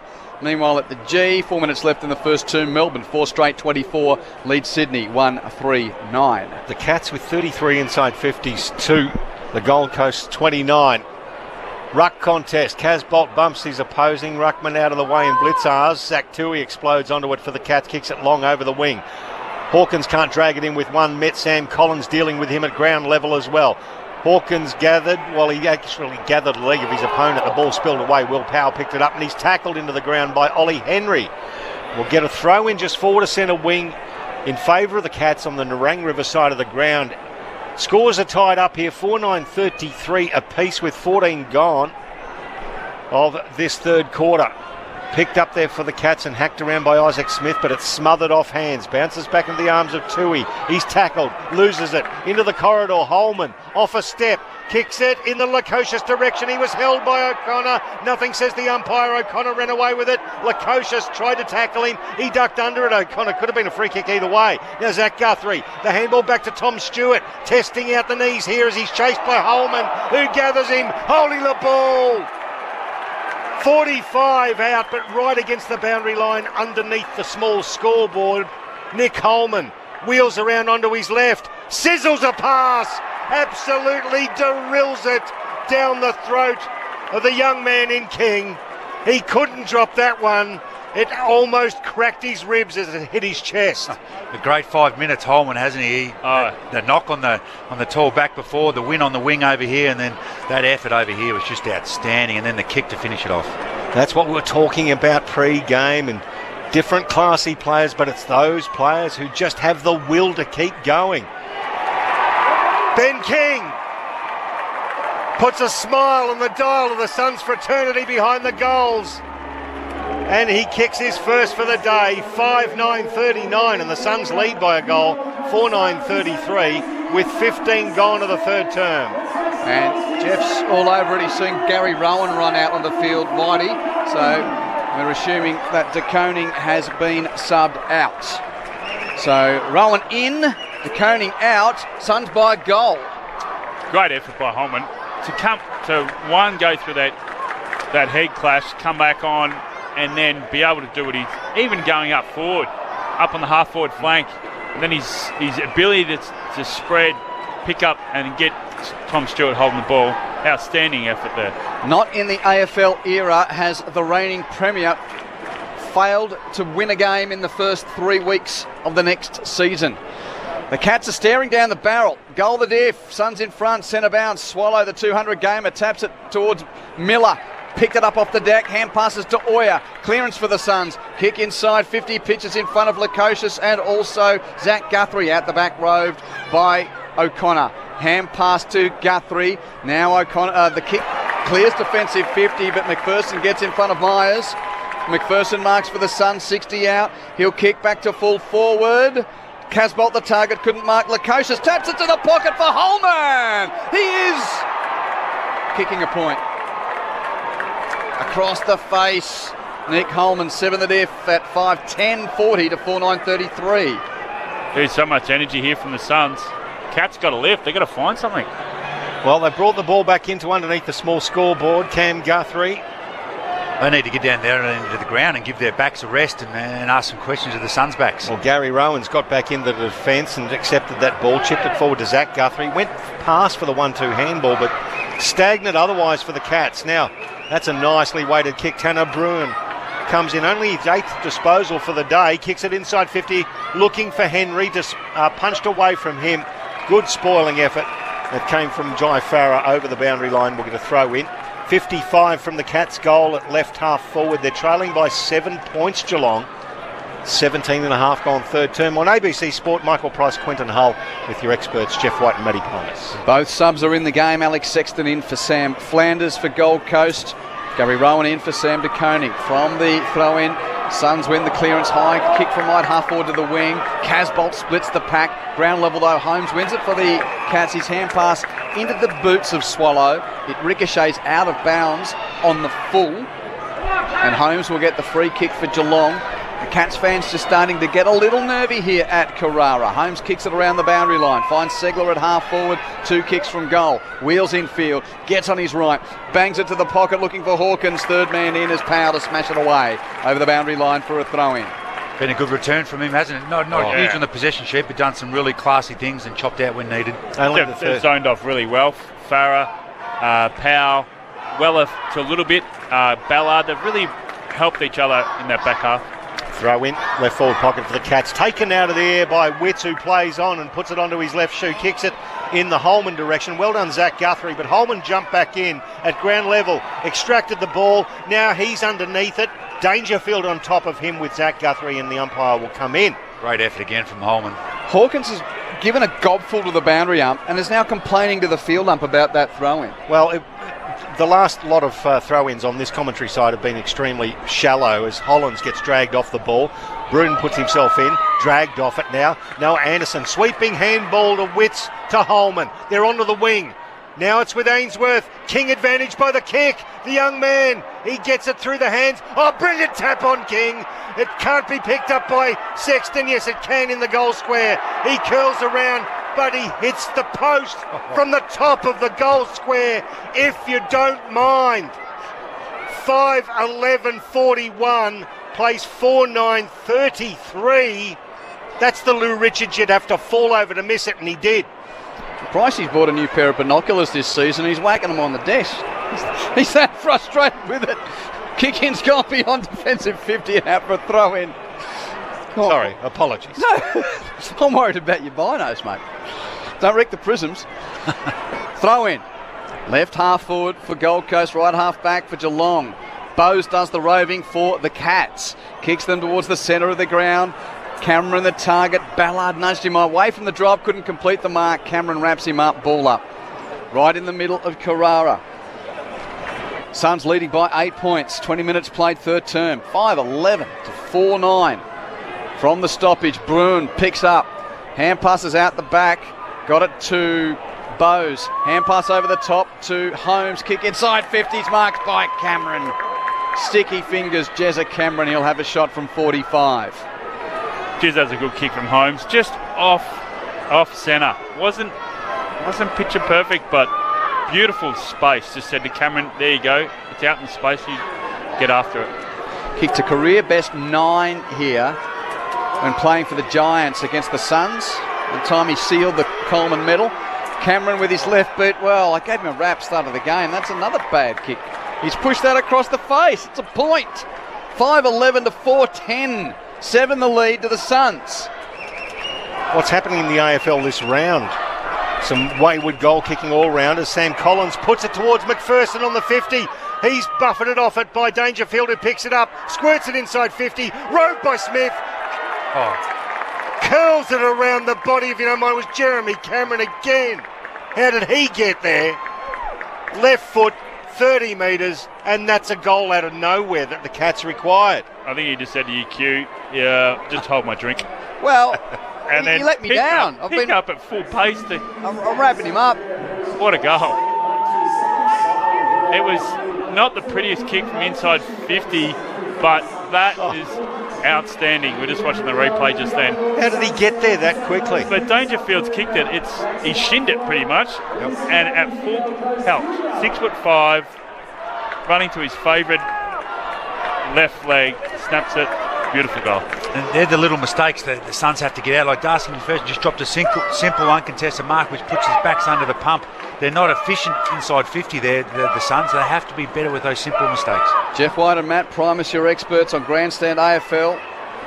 Both teams 0-2. It was always going to be a pretty high stakes afternoon.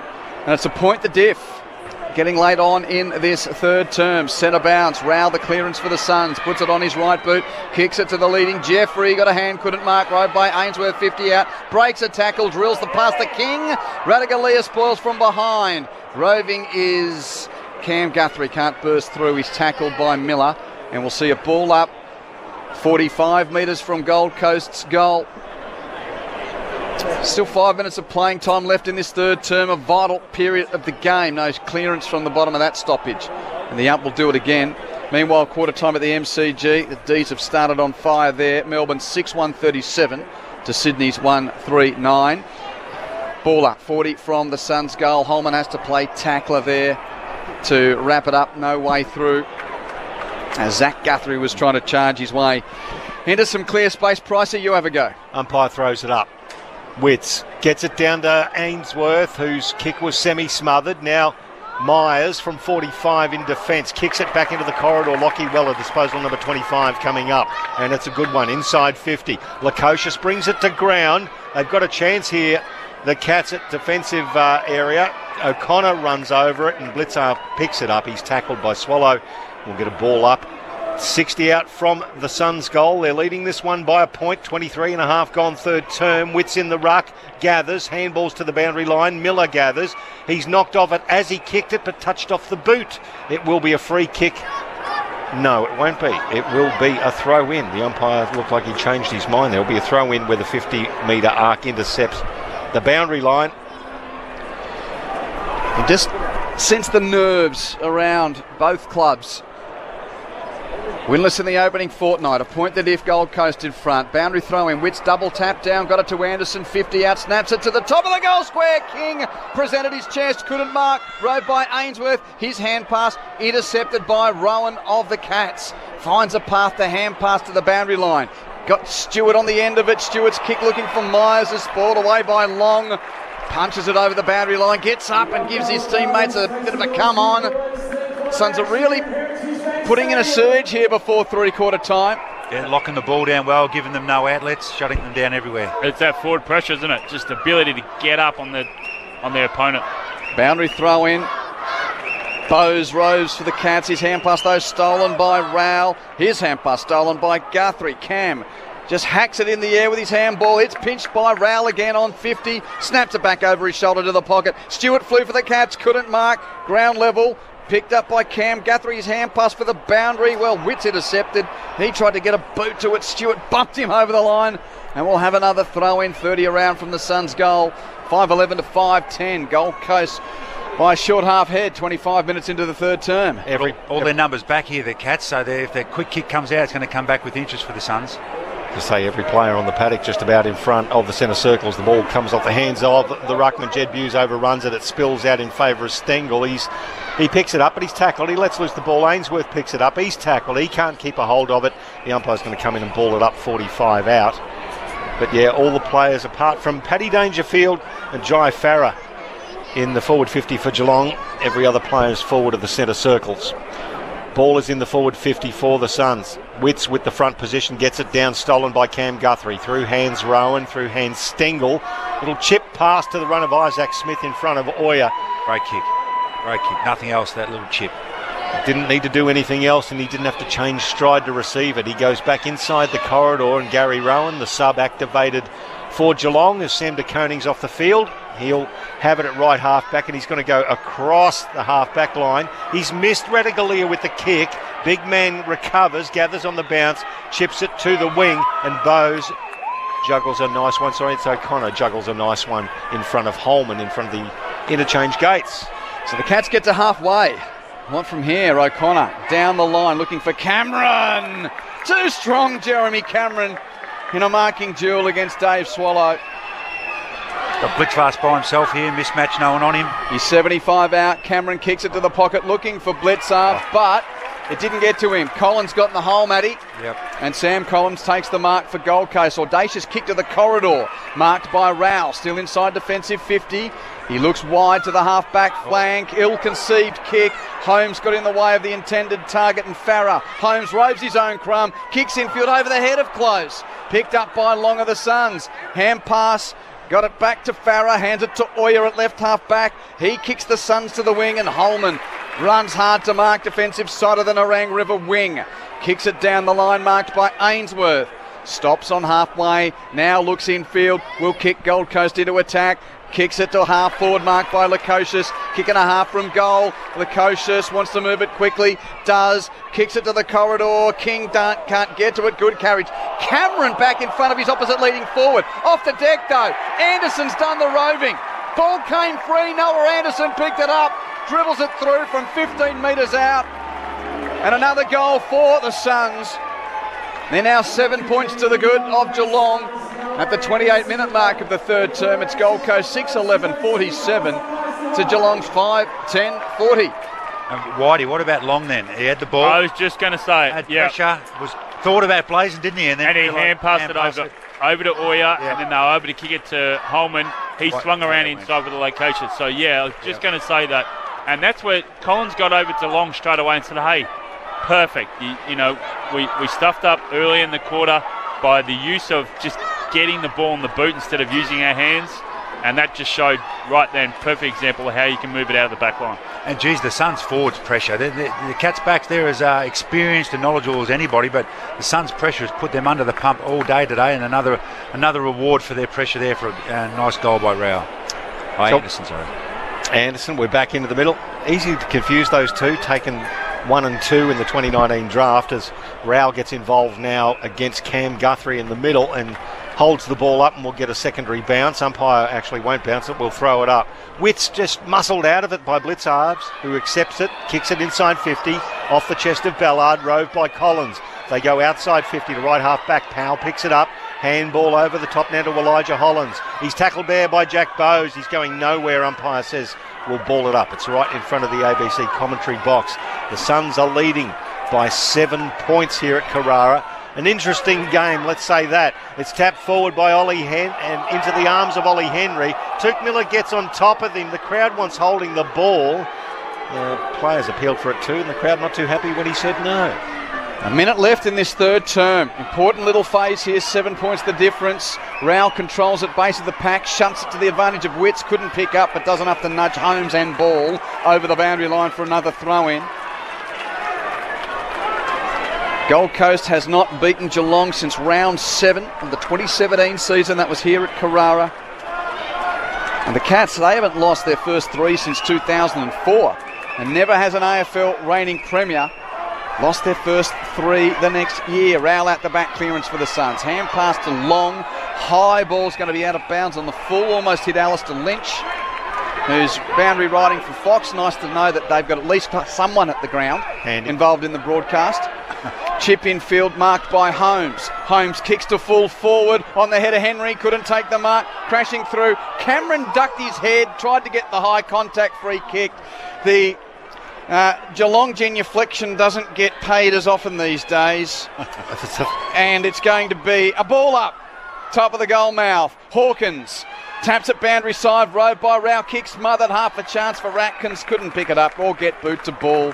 Rumbles out of play. Boundary throw in. Pricey, you've got the last 20 seconds of the third term. I think that avenue's retired now, the Geelong genuflection. Watch Hawkins grabbing out of the ruck here.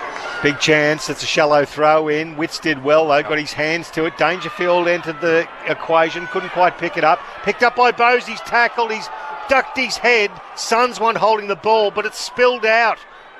Geelong have it. Now Tuke Miller and his teammate in Will Powell have jumped on the player there. And once again, it's Atkins who comes up 25 metres out with only seconds to play from the Geelong goal. Ball up, taken and scrubbed out by Swallow. Outside defence of 50. There's the siren. It's three-quarter time. The Suns, well, after they trailed by 7 points at quarter time, they led by 5 points at half time. They now lead the game by 7 points. 6-11-47. Plays 5-10-40. Your goal scorers for the Suns. Jack Lukosius has got 3 goals too. Ben King's got 1, Joel Jeffrey's got 1, and Noah Anderson's got 1 for the Cats. Jeremy Cameron with his own 3 goals too. Paddy Dangerfield's got 1. Jack Bowes has 1 against his old team. Three-quarter time. Gold Coast 6-11-47. Geelong 5-10-40. Early stages second term at the MCG. Melbourne 6-1-37 over Sydney 3-3-21. The first of 2 games in the National Rugby League this afternoon just getting underway. Cronulla Sutherland taking on the Warriors. If you're with us on ABC Gold Coast, we'll take you to that once we wrap up here. Canterbury, Bankstown and North Queensland to do battle as well later on today. Both teams 0-2. Story really developing here with the Cats on the brink of becoming the first reigning premier in the AFL era. To go winless through their first 3 games of the next season. 7 points the diff. We've got a term still for the tale to be told here on this Sunday afternoon. Hope you're enjoying your footy with us across the ABC on Grandstand AFL. We are one, but we are many, and from all the lands on earth we come. We share a dream and sing with one voice. You're listening to ABC Radio. You are, we are Australian. We are Australian.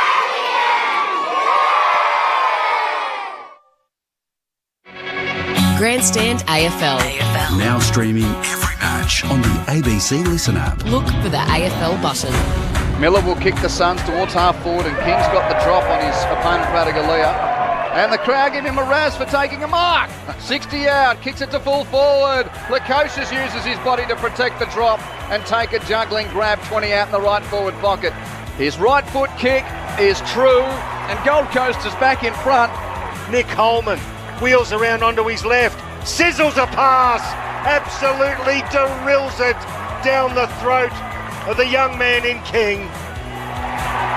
Ben King puts a smile on the dial of the Suns fraternity behind the goals. Puts it towards McPherson on the 50. He's buffeted off it by Dangerfield, who picks it up, squirts it inside 50, curls it around the body, if you don't mind. It was Jeremy Cameron again. Cameron back in front of his opposite leading forward. Off the deck though. Anderson's done the roving. Ball came free. Noah Anderson picked it up. Dribbles it through from 15 metres out. And another goal for the Suns. The 2023 AFL season. On radio, ABC Sport Digital. and now streaming on the ABC Listen app. Gold Coast by 7 points at three-quarter time. Welcome back to Carrara. Suns 6-11-47, Cats 5-10-40. Final term imminent here at the MCG. Melbourne 7-2-44, leads Sydney 3-3-21. That game's early stages, second term. Well, in Adelaide we had a beauty of a showdown last night. What's the Derby got for us in the West this afternoon? Clint Wheeldon's got the pleasure of bringing it to you. Hopefully it's as good as the Showdown. They haven't been as good as the Showdown for some time, unfortunately, the Derbies, but it's already shaping as a season-defining one for the Fremantle Dockers, like Geelong, where you are. They also cannot afford to go 0-3. They've been close in their two games so far, but haven't been able to get over the line. They brought in a bit of pace with Nathan O'Driscoll coming into this side, and there's an expectation that Jager O'Meara, a former Sun, may actually go forward, kick 2 goals late going forward for the Fremantle Dockers last week against North Melbourne. West Coast were really good for a quarter, tremendous for the second term against the Giants. Can they go back-to-back and give their fans some hope for season 2023? But there's a lot to play out here. Conditions not too bad, Q, about 26 degrees, few clouds in the sky, but no chance of rain. Derby 56. There's a lot at stake in this one. Look forward to bringing it to you alongside Dave Lindsay, Sharad Wellingham and Cara Antonio. Good on you, Clint. Hope you get a good one. Well, what's in store here? Half an hour to go. Suns 0-2, Cats 0-2, 7 points the lead to Gold Coast. Matt Primus, Jeff White, a penny for your thoughts. Well, who's the fittest side? That's what it comes down to right now. Massive opportunity here for the Suns. Massive opportunity, and they're great quarter from them. A lot of pressure, a lot of forward pressure too. The ability to press up on their man when the ball was in the air, if it was a hand pass or even a kick. That we saw it a number of times, especially over the other side, where they were able to press up and get that important spoil, get their hand on. Holman was outstanding that quarter, finished off the goal, and his ability to keep the ball inside forward 50, and that's why he's there. But great opportunity here for the Suns. The Cats, where do you see the Cats here, Matty? Well, they've played the way they love to play. They set up with a spare behind the ball that all stop plays. But the Suns have just got at them the whole time and haven't allowed them to get the game on their terms. So will Chris Scott, and he's a better judge than all of us here, will he make a change here to even up all over the ground and not give them a spare and have 6 forward, see if they can hold the ball in? Will he get Cameron up the ground and get a bit of run, or will he just say eventually we'll be good enough to get over to the line, it's going to be an ugly game for us, but we'll get a win? I'm not sure they will with the Suns' pressure and their attitude today. Well, one change he has made that's a huge standout is Tom Stewart starting on the wing for the Cats. Final term underway with Michael Price. Jared Witts taps it forward right into the path of Took Miller. Didn't change stride as he tumbles it inside 50. Over the head of Sexton. Casbolt slaps it into the pocket. Tracking it back for the Cats was Holmes. He gets it onto his right foot. Tom Stewart. That's a beautifully weighted kick.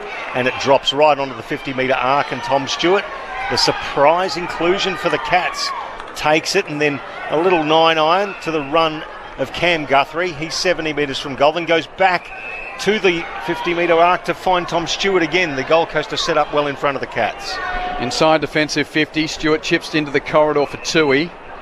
Takes the mark. And the veteran defender, looking out towards the fat side, kicks it to the left half-back flank. Radaglia marks in Spates on D50. Nothing to go to again, fast anyway. There's nothing for him to overlap. Yeah, has to kick back in field, Matt. Back to Stewart. Chip mark, chick mark, but all inside the defensive arc for the Cats at the big screen end of the ground. Called to play on Stewart. Does so with a long kick towards the Nerang River wing, and Zach Guthrie presents chop of the arms free kick against Long. They had to kick to a contest cue. They had to. That's all they had. Guthrie chips infield to Atkins. Marks it on halfway. Hand passes to Smith. Now a booming left boot from Isaac Smith into attack, and Cameron takes the mark in a 2-on-2 pack. But his hands were the only ones that got to the footy. Yeah, and patient build-up, but what got him going was Isaac Smith, that run to get the handball receive, and then, as you mentioned, Q, his powerful kick inside 50. That's the overlap they need. Here's Isaac Smith, his work rate. He was the one that was coming off to get a lead from Tom Stewart. Didn't get used. Turned his man inside out. Looks like another week of Jezeril bust for the Cats in front of the sticks. Cameron for his fourth from 40 metres out. Across the face, he's missed it. 3 goals, 3, a goal that if. 6-11 to 5-11. Early stages, final term. So the Suns to play on through Lockie Weller. Disposal number 26 for him as he goes into the forward pocket. Back of the pack, Zach Guthrie. Nice mark. Juggling effort. The younger of the two Guthries. Looking back inside the corridor, then elects to just pop a long one inside 50. The tall timber. Blitzars floating back, couldn't quite take it. Taken by Collins. He lets loose the ball. Gary Rowan's got it, and now he's got a tangle with Sam Collins as they ball it up from about 35 out directly in front. Tom Hawkins in the ruck as he is in those situations. Taps it down. It's sharked by Swallow. Hooks it around the corner, and Zach Tui takes it in the corridor, still inside centre square. Takes it out to the pocket, looking for Hawkins, and Big Tom stumbles onto the ball. 45 out, but he's quite a large angle to the right. His right leg's about 5 metres from the boundary line, and he'll kick it from 50. He's been doing that for years. He goes into the ruck. Then if it's a quick kick out and they get the ball, Sam Collins is one he needs to pick up. Needs to be aware that he's going to slip away and get that lead. He's only had the one shot at goal today for the one behind Tom Hawkins. This is disposal number 5. Suits the way he moves the ball this angle. From just inside the 50, he has struck that beautifully. It goes to the line, fisted through. Jared Witts, the big man, got back there for the Suns, one behind. So 5-12-42. It's the Cats 5 points behind the Suns, 6-11-47, with Locke Weller to bring the ball back in. 3.5 gone final term. Runs to the right back pocket. Runs his full measure before driving a long kick towards the Nerang River wing to Casbolt. Big Dukes Levi takes the grab on the wing. Kicks to half forward, marked by Ainsworth. 2 kicks from goal. As players stream downfield, Ainsworth kicks infield conservatively to Hollands. Takes the mark, now on his right boot. This is the entry to full forward. King the target, Radaglia the spoil. Rowed by Smith of the Cats. Hand pass to Atkins at full back. He chips a high clearing kick, no good. Was on the head of Hawkins, but Ballard was able to outmark him. And Charlie Ballard takes a grab 45 out. And taking a moment or two as if he's happy enough to have a set shot from beyond 50. Sorry, Q. I was going to say it was a good setup from the Suns because the ball came in one side and they were set up on the other side, so no exits. Charlie Ballard playing at full back can kick an important last quarter goal here. 51 out. He's pulled that out of his boot. What a goal! What a goal for the Suns to lead by 11 points early in the final term against the reigning champs. 7 goals, 11.53, leads 5-12-42. Charlie Ballard takes his moment of glory in what could be a huge story for the Suns at Carrara on this round 3 Sunday. They're letting the Tomahawk know about it too. He had to chase Charlie up there. He's absolutely gassed. He's still trying to get back past the centre square here, but fantastic, as you mentioned, Whitey. Charlie Ballard got up the ground. It's easy for backs. They can sit back there, but it goes in their forward line. If he doesn't shut down that option, they've got an easy exit. He gets up there, shuts down the option, gets a mark, and as you mentioned, Q, what an outstanding shot on goal from 55. Game number 90, that's his only second goal for Charlie Ballard. Lucky to be playing this week too, by the way, with his appeal of suspension overturned after he got Matt Guelphy from Essendon High suspended, and that was overturned during the week. So he's not a noted goal scorer, but boy, that was important. We're back into the middle. Cats trying to extract this one, nothing doing, and the man applying the tackle, Noah Anderson, on Atkins. Secondary start in the middle, thrown up off the hands of Blitzarves, picked up there by Anderson, towed forward, smothered. Oya grabbed it, handball back to Swallow Long, kick towards half forward, cut off there by Tom Stewart. Covered it easy, did Tom, and he'll slow things down. With a short chip to Tui, not the required 15. Play on, says the umpire. Tui has 2 come at him, but hand passes to Radigalia at halfback. Radigalia takes on a tackler, trips over, reefs away a handball which is turned over. Casbolt handed it back to him. Oh, Levi. Radagalia's hand pass to Bowes under pressure for the Cats. They've got it out to the wing, though. Now some space for Zach Guthrie. Kicks it towards half forward over the head of Rowan. Out the back, all Suns. Picked up by Long. Long has time to turn and kick back towards the wing. Casbolt and Witts are against Bowes there, the 2 big guys. Well, Bowes does a good job to win it at ground level and lock it up. That's a win for Jack Bowes there to force a neutral. And a ball up, attacking side of the wing for Gold Coast out on the Nerang Rivers side. Suns leading by 11 points, 7 minutes into the final term. Umpire throws it up. Blitzarves gets it down around his own feet, picks it up, and then Tuke Miller takes him across the boundary line between wing and right half forward for the Suns. They're leading by 11 points. Cat's still generating a spare behind the ball, which gives the Suns a spare behind the ball. I'm not sure if that's going to work for Geelong Bell to get enough scoring options going. There's the throw in. Witts versus Blitzarves.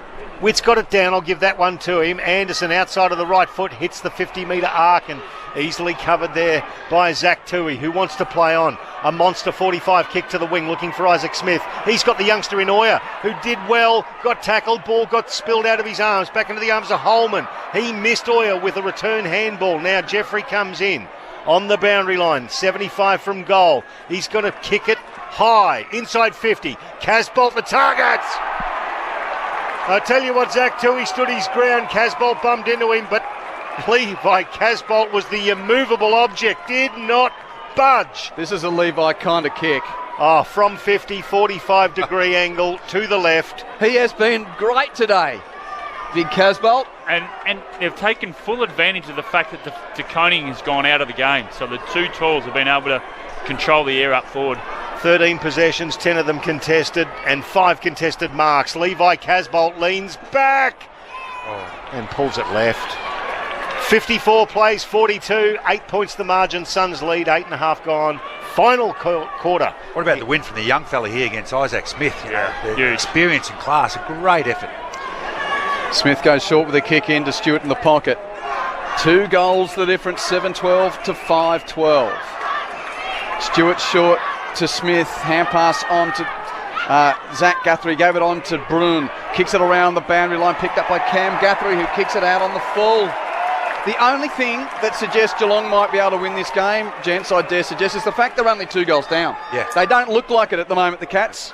And there's that forward pressure again from Long, just to get up and force that error. Free kick to be taken by Casbolt on the wing. Chips infield, misses the target. Over the head of Jeffrey. Rowan spoiled away from it though. It was Long, should I say. Long picks it up, kicks inside 50, and Stewart flies into the pack.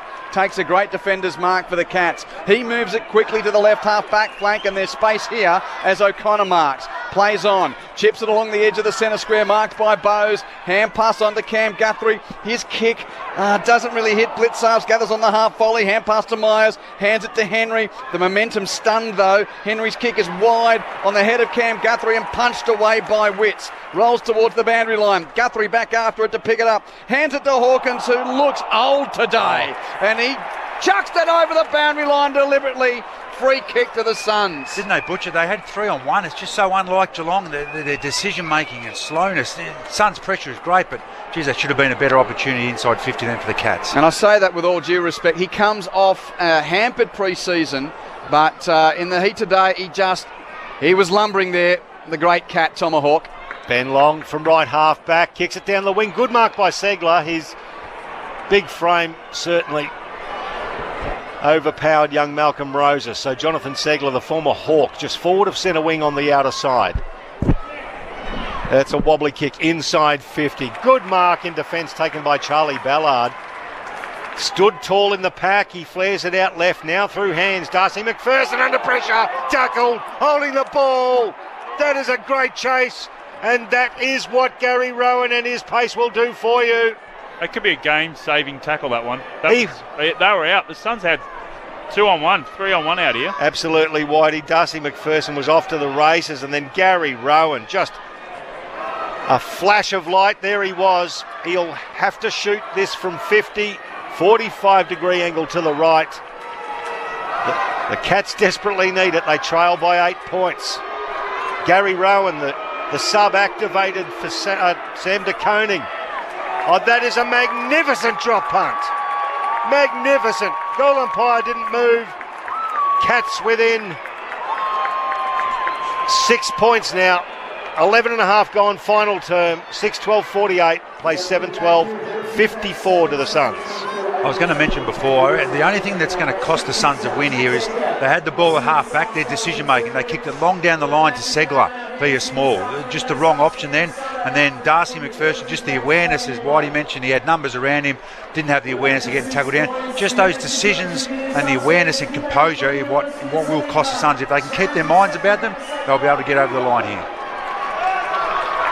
Just a brilliant. Single-handedly trying to get them back in the game, Whitey. Oh, just a brilliant chase from behind tackle. Something that the Cats needed. They needed a spark. They needed someone to sort of lift. Well, so often the outer rim doesn't get the attention of the competition. They're paying attention now. The reigning champs are 0-2, trailed by a goal. Great goal for Gary Rowan, who's gone to the bench. Centre bounce. Well, Segler's stayed down after leaping there. Meanwhile, there's a secondary ball up as Rowell's tackled by Bruin. Segler can't get to this ball up. No. He's got something wrong with his leg. So it's Blitzarves against Casbolt. Casbolt tapped down, rode by Myers of the Cats though. Hand pass to Blitzarves, hands to Bruin, runs to 50, outside of the boot kick, gathered by Cameron on the half volley. Hand passes back to the attacking 50 for Cam Guthrie. Chip to the pocket, doesn't find Hawkins. He's beaten to the ball by Ballard, who marks it in the pocket. Dangerous kick across the face of goal. Marked by McPherson though, at the top of the goal square. McPherson will play on. Runs to the pocket, kicks the Suns towards half back. Buse to the front of the pack, can't mark. Ainsworth roves and spins away from the tacklers. His kick is pressured, but he gets it to Roses, who marks on the wing for the Suns. Chips it around the boundary line, marked by Lukosius.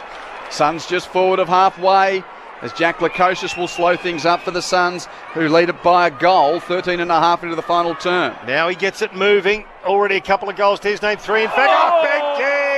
Ben King! He's missed a couple of grabs today. He has plucked that out of the sky. 45 metres out. It's a big angle to the right, but what a grab. And that wasn't a step ladder that he got on. It was a Sava Radigalia. He had to get to the top of the full ladder. Sava's done that to many of other opponents throughout his career. What a grab from Ben King. 1 goal, 1. He'll shoot from 50.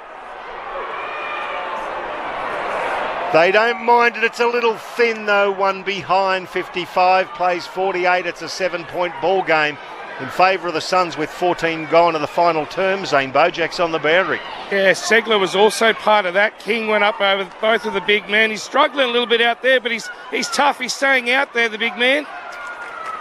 Cats clear it towards the outer side from the kick in, but Rouse underneath the pack to win it for the Suns. Hand passes to Long, chips it to half forward on the half volley. The coaches can't control, close to the boundary line, and it's out for a throw in. Another shot on the big screen of Ben King, third man in line. Segler and Radaglia in front of him. Some pluck that from the returning forward after a year out with a knee. Boundary throwing, clean possession. Casbolt 60 out for the Suns. Kicks it inside 50. Stewart wins the crumb for Geelong. Hand pass ends up with Henry. Hands it wide to Atkins. Atkins hands it around the boundary line to Myers. Has a look in field and then chisels a pass towards the wing. Turned over. McPherson wins it for the Suns on the bounce. Hand pass to Long. Hands it back to McPherson. Hand pass to half forward. Casbolt engaged there with Segler. Segler tackled McPherson without the ball. Umpire says, hold on. Throw. No, he's called it. Yeah, free kick. Yeah. McPherson taken without the ball. Free kick, Gold Coast, 55 out at right half forward. Get it in, 3-on-3. 7 points the difference. McPherson chips it to full forward.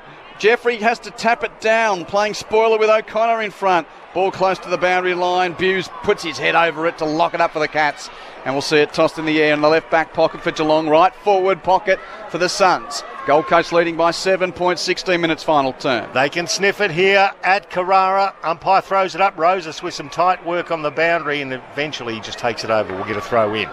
40 from the Gold Coast goal. They're definitely more energised. They're showing more energy than the Cats right now, the Suns. Every player on the paddock here at Carrara is forward of the centre circles. Geelong have flooded back. Throw in, right forward pocket for the Suns. They lead by 7. Segler picks it up for the Geelong Cats. Gives it to Brune. High ball into the corridor. It's taken by Jack Lukosius, who is 70 from goal and almost Babe Ruth style. He's pointed towards the goals. I'm having a crack. Until he's on the mark going, hang on a minute. Yeah. Can't kick that. Yeah, but Tui's saying turn it up. He's 70 from goal. He started his run up from the back end of the centre circles, Jack Lukosius. He has kicked 3 goals too. He comes in on the runway from 70. He launches it. He launches it. Oh my God. What a kick. Jack Lukosius. That has gone 70 metres. Unbelievable. Babe Ruth, eat your heart out. That's going there. What a way to kick your 4th goal. 8-13-61. Could have just cracked it for the Suns. 6-12-48. Did he flush that or not, Whitey? Like off the first tee. Jeez, I wish I had a camera on Zach Tui, because Zach Tui just put his hand over his mouth and said, what have I just witnessed? I thought my God. Darcy McPherson was signalling to him, hey, go have a shot. I was like, you got rocks in your head, Darcy. But he knows his teammates a lot better than us. Wow. Excuse me, Mr. Blight. Hold my beer, Malcolm. Not quite the big talk from all those years ago, but his 4th, and what a moment. You're right, Pricey, you described it beautifully. He started his approach for goal, defensive side of the circles in the bullseye. And that's a 13-point lead for the Suns. They're on the brink of a huge win here. Segler tackled off the restart and dispossessed. Picked up by Rowell of the Suns. Kicks it to half forward. Lukosius spoils down to Holman. Oh no, over the shoulder. Free kick going to O'Connor. I thought, what are you doing, Jack Lukosius, when he said I'm going for goal? But he knew what he was doing all right. They've just got to take risks now, the Cats. They can't play slow. The scoreboard and time's against them. There's a zephyr of breeze coming out of the south, but what a kick. As the Cats turn it over on the exit from half back. 2-on-2 on the wing. Well, it went to Deck, and in the end, Blitzarves picks it up, chips it towards half forward. Oyer gets in front of Holmes. Got a push in the back. Says play on. Stengel picks up for the Cats. Hand pass to Tui, who knows a thing or two about a long goal. Chips it inside 50, very wide. Gathered on the half volley by Close. Hand pass to Smith, who's 60 from goal. Tries to hand it back to Close, but Ballard taps it out of play for the Suns. And a boundary throw in. There's 6.5 minutes left. And Gold Coast lead Geelong by 13 points. Meanwhile, half-time at the G. Melbourne leads Sydney by 15 points. The Demons 9-3-57 to the Swans 6-6-42. The throw-in is at left half forward for Geelong. In attack, over the top of the heads of the 2 ruckmen. Enter Elijah Hollands for the Gold Coast, who fell awkwardly as he got rid of the ball. He's still down. Ball's hacked towards the corridor. Ollie Henry overruns it. Picked up by Ben Ainsworth for the Suns. That's a little sand wedge to Lukosius. He might as well have a shot from there. He's 80 out. He chips it inside 50. That's beautiful. Jeffrey dropped it though. Holman picks it up. Gets on from 40. Curls it around. King, no. It is with Alex Sexton who gets back there. Takes a chest mark. And something's brewing here at Carrara. From point blank range, Alex Sexton will have another shot. He could put the Suns up by 3 goals. It's in the book. I'm not saying anything. He missed one from the top of the square earlier, Q. Here he comes. Oh, the goal umpire did some work, but it is a goal. The Suns extend their lead to 19 points. 9-13-67 to the reigning premiers, 6-12-48. We played 20 of the final term. Well, great running power from the Suns. Running power and composure. They got numbers forward. When Ainsworth looked up, he could have blazed away, but the last defender, or the last person in the line was a catch defender, so he lowered his eyes, hit Lukosius. Then he was smart with his composure and did a nice kick. He had 3 options inside 50 with Suns running power. Great to watch at the end. AFL era defending premiers who are 0-2. Kangaroos in 2000 won round 3. Sydney in 2006 won round 3. Hawthorn in 2009 won round 3. Geelong is staring down the barrel of becoming the first reigning premier in AFL era to start season 03. Back in the VFL, North Melbourne did that back in 1976. It's been a long, long time since the pennant winners have not found 4 points in the first 3 weeks of the season. Centre bounce, it's the Suns by 19, and another clearance coming up here. Rowell gets a little boot to it to roll the ball to half forward. Jeffrey meets it, so too Henry, neither pick up. Holman kicks along the ground. Up to attacking 50, picked up by 2 of the Cats. Hand pass to Buse, hand pass to Stewart, tackled by Holman over the boundary line. And a throw in. They're not getting beaten from here. No, they are not getting beaten from here, the Suns. Especially when he goes in the forward line and Nick Holman's down there. 6 tackles with 19 disposals. 15 contested. Nick Holman, incredible performance. Throw in across the half forward line. The Suns chant goes up. Wits now to Anderson, who handballs it loosely inside 50. Casbolt charges through traffic, gathers, gives it to Rowell, lowers the eyes and hits his teammate in Darcy McPherson. Still inside the centre square, but it's centre half forward. Kick into the pocket. Lukosius again. He's lining up for a bag of 5. He is 35 out, but his right leg's against the boundary line. The way he's going about it today, anything could happen. This is what they haven't had in the first 2. They played the Swans. That composure from Rowell then. Go and just switch the play offline. So the Gold Coast Suns nearing a historic victory. Jack Lukosius, the precocious Lukosius kicks 5. He could get the Suns home here. 10-13-73, 6-12-48, 22 and a half minutes gone here on ABC Sport. So, a 65-metre drop punt has been followed up by a 40-metre banana kick from the boundary. Yeah. His last 2 goals. And that's what we spoke about earlier, wasn't he? He has the ability, but so far in his career, goal-kicking-wise, he hadn't showed it. But today, boy, has he turned up. 5 goals won for Jack Lukosius, and the Suns are 25 points to the good. And boy, haven't they needed this result, and the questions will rightly start to be asked of the reigning champs, who have got Hawthorn at the MCG next week. We know what happens on Easter Monday. Crazy things can happen on Easter Monday. And the Hawks getting their first win of the season in Tasmania yesterday. Centre bounce. Suns have been dominating here in this quarter. Miller's underneath it. Got a hand pass to Rowell. Another clearance for Gold Coast. Albeit a toe poke. Got a half forward intercepted by Stewart of the Cats. Chips it to Atkins. Marks defensive side of the centre circles. Gets on his right boot. Kicks Geelong towards attacking 50. Oh, King flies 30. And as a defender there almost took a mark. Brings the ball to ground level. Was it King? Powell it was. Sorry. Thanks, Whitey. Dangerfield kicks to full forward. And a mark in the goal mouth. Taken by Gary Rowan. He races back quickly and from the top of the goal square bangs it through for his second. 19 points the difference. 3 minutes 49 seconds left in the game at 10-13-73. to 7-12-54. Important centre bounce coming up here, as you mentioned, Q. They've had their backsides handed to them this last quarter in the centre bounce. Rowell and Miller and Witts has put it on a plate for them. So a really important one here to get it into their forwards, give them a one-on-one opportunity and see if they can get this margin under 3 goals. There's still time for the Cats, but they've just got to be aggressive. They've got to take a risk. That's what they did then. When Tom Stewart got that ball in the half-back line, he went back through the corridor. That's the quickest way home. Just take some risks. Gold Coast leading the contested possession 29-17 in this final term. And the Cats trying to rescue at home. You love this. Jared Witts so far today, boys. 33 hit-outs, but 14 of those to advantage. He has provided some great service. He did it again for path of Rowell. The handball cut off there by Jed Buse for Geelong. Through the corridor, the Cats desperate. He handballed it back to Jack Bowes, who duly dropped it.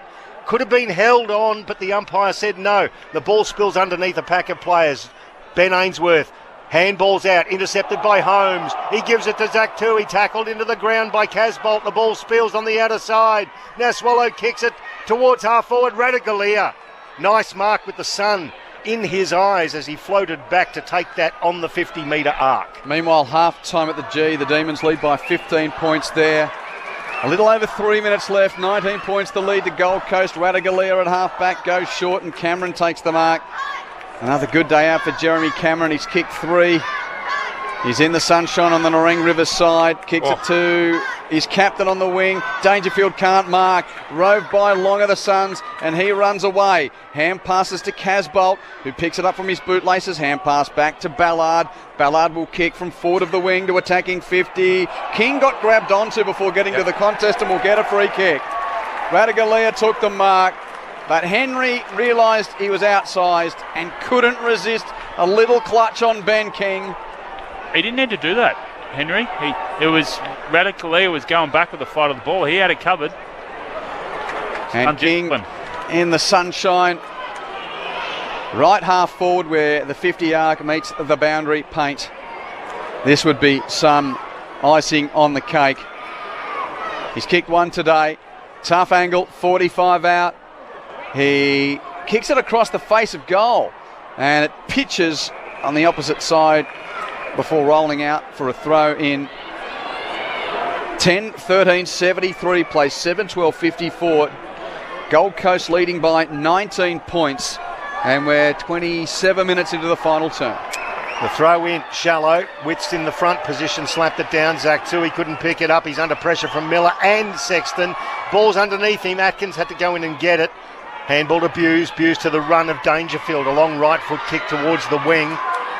It was well done by Close, who actually got back to spoil Jeffrey. Sorry, it was Ben Long there. It went back over the boundary line in front of Nick Coleman. 70 from the Gold Coast goal at left half forward. Will get a throw in. Suns have only ever beaten the Cats twice. They've played 14 times. The last time was in round 7 of the 2017 season here at Carrara. Cats haven't lost their first 3 since 2004. Cameron's tackled by Anderson. No holding the ball, spills to Rowell. Up and down the mine shaft goes the kick. Spiked forward by Miller, but only to Stewart of the Cats. Kicks it to half-back, picked up by Bowes. The ex-Sun kicks the Cats into the Sun. Out on the outer side, Holmes picks up for Geelong. Hand pass to Smith. Smith has got an opponent in front of him. Able to fend away from Long. Gets onto his left boot. Kicks it into attacking 50. Goes beyond the pack into the pocket. Close there for the Cats. Can't pick it up. Stengel does. Hands it over his head, but straight to the opposition. And McPherson's there to kick it away for the Suns. High tumbler out towards right half back. Long's there to get to the drop and take the mark. 24 disposals for Darcy McPherson today. He's had a magnificent game down back with Lockie Weller's 27. Now they move it down the line. It comes off hands and we'll get a throw in on the Narang River wing on the outer side. 28 and a half gone here in the final term at Carrara. Just seeing the coach Stewie Jew on screen and the crowd enjoying that as he leans back and takes a sip of water. They're leading by 19 points, the Suns. This heading towards an historic victory. The throw in taken by Max Holmes of the Cats. He tumbles it inside 50. Stengel versus McPherson. McPherson just outpoints him again. Handball over to Lockie Weller. Weller dribbles one down the line. Cut off by Blitzarves. His left foot smothered again. Goes back to Weller. He's knocked up getting the ball, Q. He tumbles it down the wing, and it lands in the hands of Jared Witts. Witts is tackled near the boundary line, and the umpire says holding the ball. Great tackle made by Atkins. Atkins runs infield, kicks towards attacking 50, and a pack off hands close, couldn't pick it up. On the deck, Collins does for the Suns. Hands it to Swallow, hands it to Rowell. Rowell kicks it to the centre of the ground. The Suns have won. And for the first time in the AFL era, the reigning premier is 0-3. The Cats are in a hole as they try and defend the flag, and the Suns get their first win of the season. At home, it's Gold Coast 10-13-73 to Geelong 7-12-54.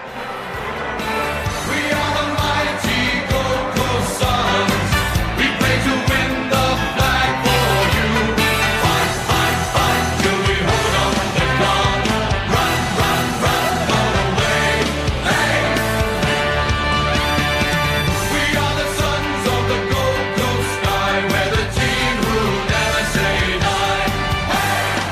19 points the final margin after Geelong led by 7 at quarter time. The Suns were 3 points in front at half time. Gold Coast led by 7 points at 3/4 time and kicked 4 goals to 2 in the final term. To be precise, 4 goals 2 to Geelong's 2 goals 2. Suns 10-13-73, Cats 7-12-54, and a sunny Sunday at Carrara permeates the competition because the Premiers are struggling early into their reign.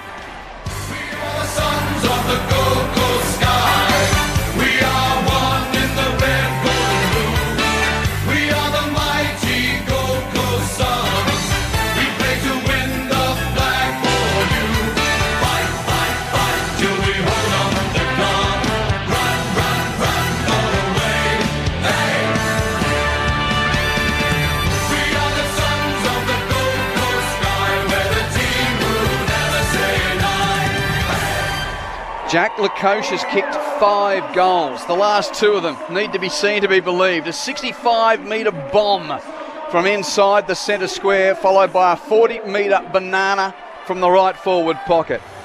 Goals for Sexton, Ballard, Anderson, King and Jeffrey. While for Geelong, 3 for Jeremy Cameron, 2 for Gary Rowan, and singles to Bowes and Dangerfield. So, just a few of those numbers. Cats first time since 04, they've been 0-3. Mind you, Cats fans, you still made the preliminary final that year, back in 2004. But in the AFL era, Kangaroos, Sydney and Hawthorn, along with Geelong, had lost their first 2. But this is the first time in the AFL era the reigning premier is 0-3. And by my numbers, last time that happened in the VFL was when North won the flag in 1976, but lost their first 3 games. In 75, they won the flag and lost their first 3 games in 76. That's a while ago. That's when I was born, Matty Primus, Jeff White. Yeah, so I was one. it's quite some story here. Let's start with the Cats, because it's not just the nature of they lost by 19 points, but the nature of it. Dare you explain? Well, it's you're right, Q. It's the nature. They're getting smashed around the ball. That's 3 weeks in a row. Now Collingwood is smashing everybody, but the Suns smashed them by plus 23 in contested possession, plus 17 in clearances. So they're on the back foot. And then when they intercepted the ball, which they do well, they just couldn't go anywhere with it. And they looked at the last quarter. The Suns ran all over them. They looked slow and tight. And I know you can look that way at times, but some of their senior players definitely looked a little bit of that, and we might go to this, what's happening down here, Q, for Dave Swallow. Great to see that the Gold Coast Suns and the Geelong side have formed a guard of honour for the Suns' first ever draft pick, the number 1 pick in the 2010 draft. The first Sun to reach 200 games. Touk Miller's just doing an on-field interview, and then once that's done, David Swallow is going to be chaired from the field. Everyone's waiting for the co-captain to have his chat. Matt Rowell's having a chat with Alistair Lynch from the television broadcast as well. And Stewie Dew's got a footy under his arm. It looks like the coach is going to present the game ball with David Swallow, who has seen so many tough days at the office in his AFL career. But what a fantastic memory for him to be able to celebrate game 200 with a victory. Everyone's there waiting for him. Here comes Tukin. And Patrick Dangerfield shakes his hand. In 200 games, this is just win number 56 for David Swallow. If anybody deserves that, it is David Swallow. What he has given up constantly, he's been approached over the years many times. He deserves everything he gets, this man. Boy from the West originally.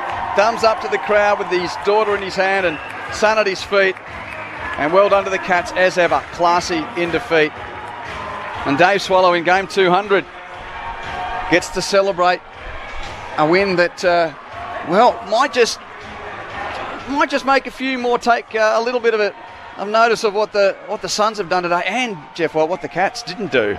Yeah, I was coming to the game today hoping that the Suns would get back to their flair, their running, their ability to do, and from the outset they were playing on footy and they were making mistakes.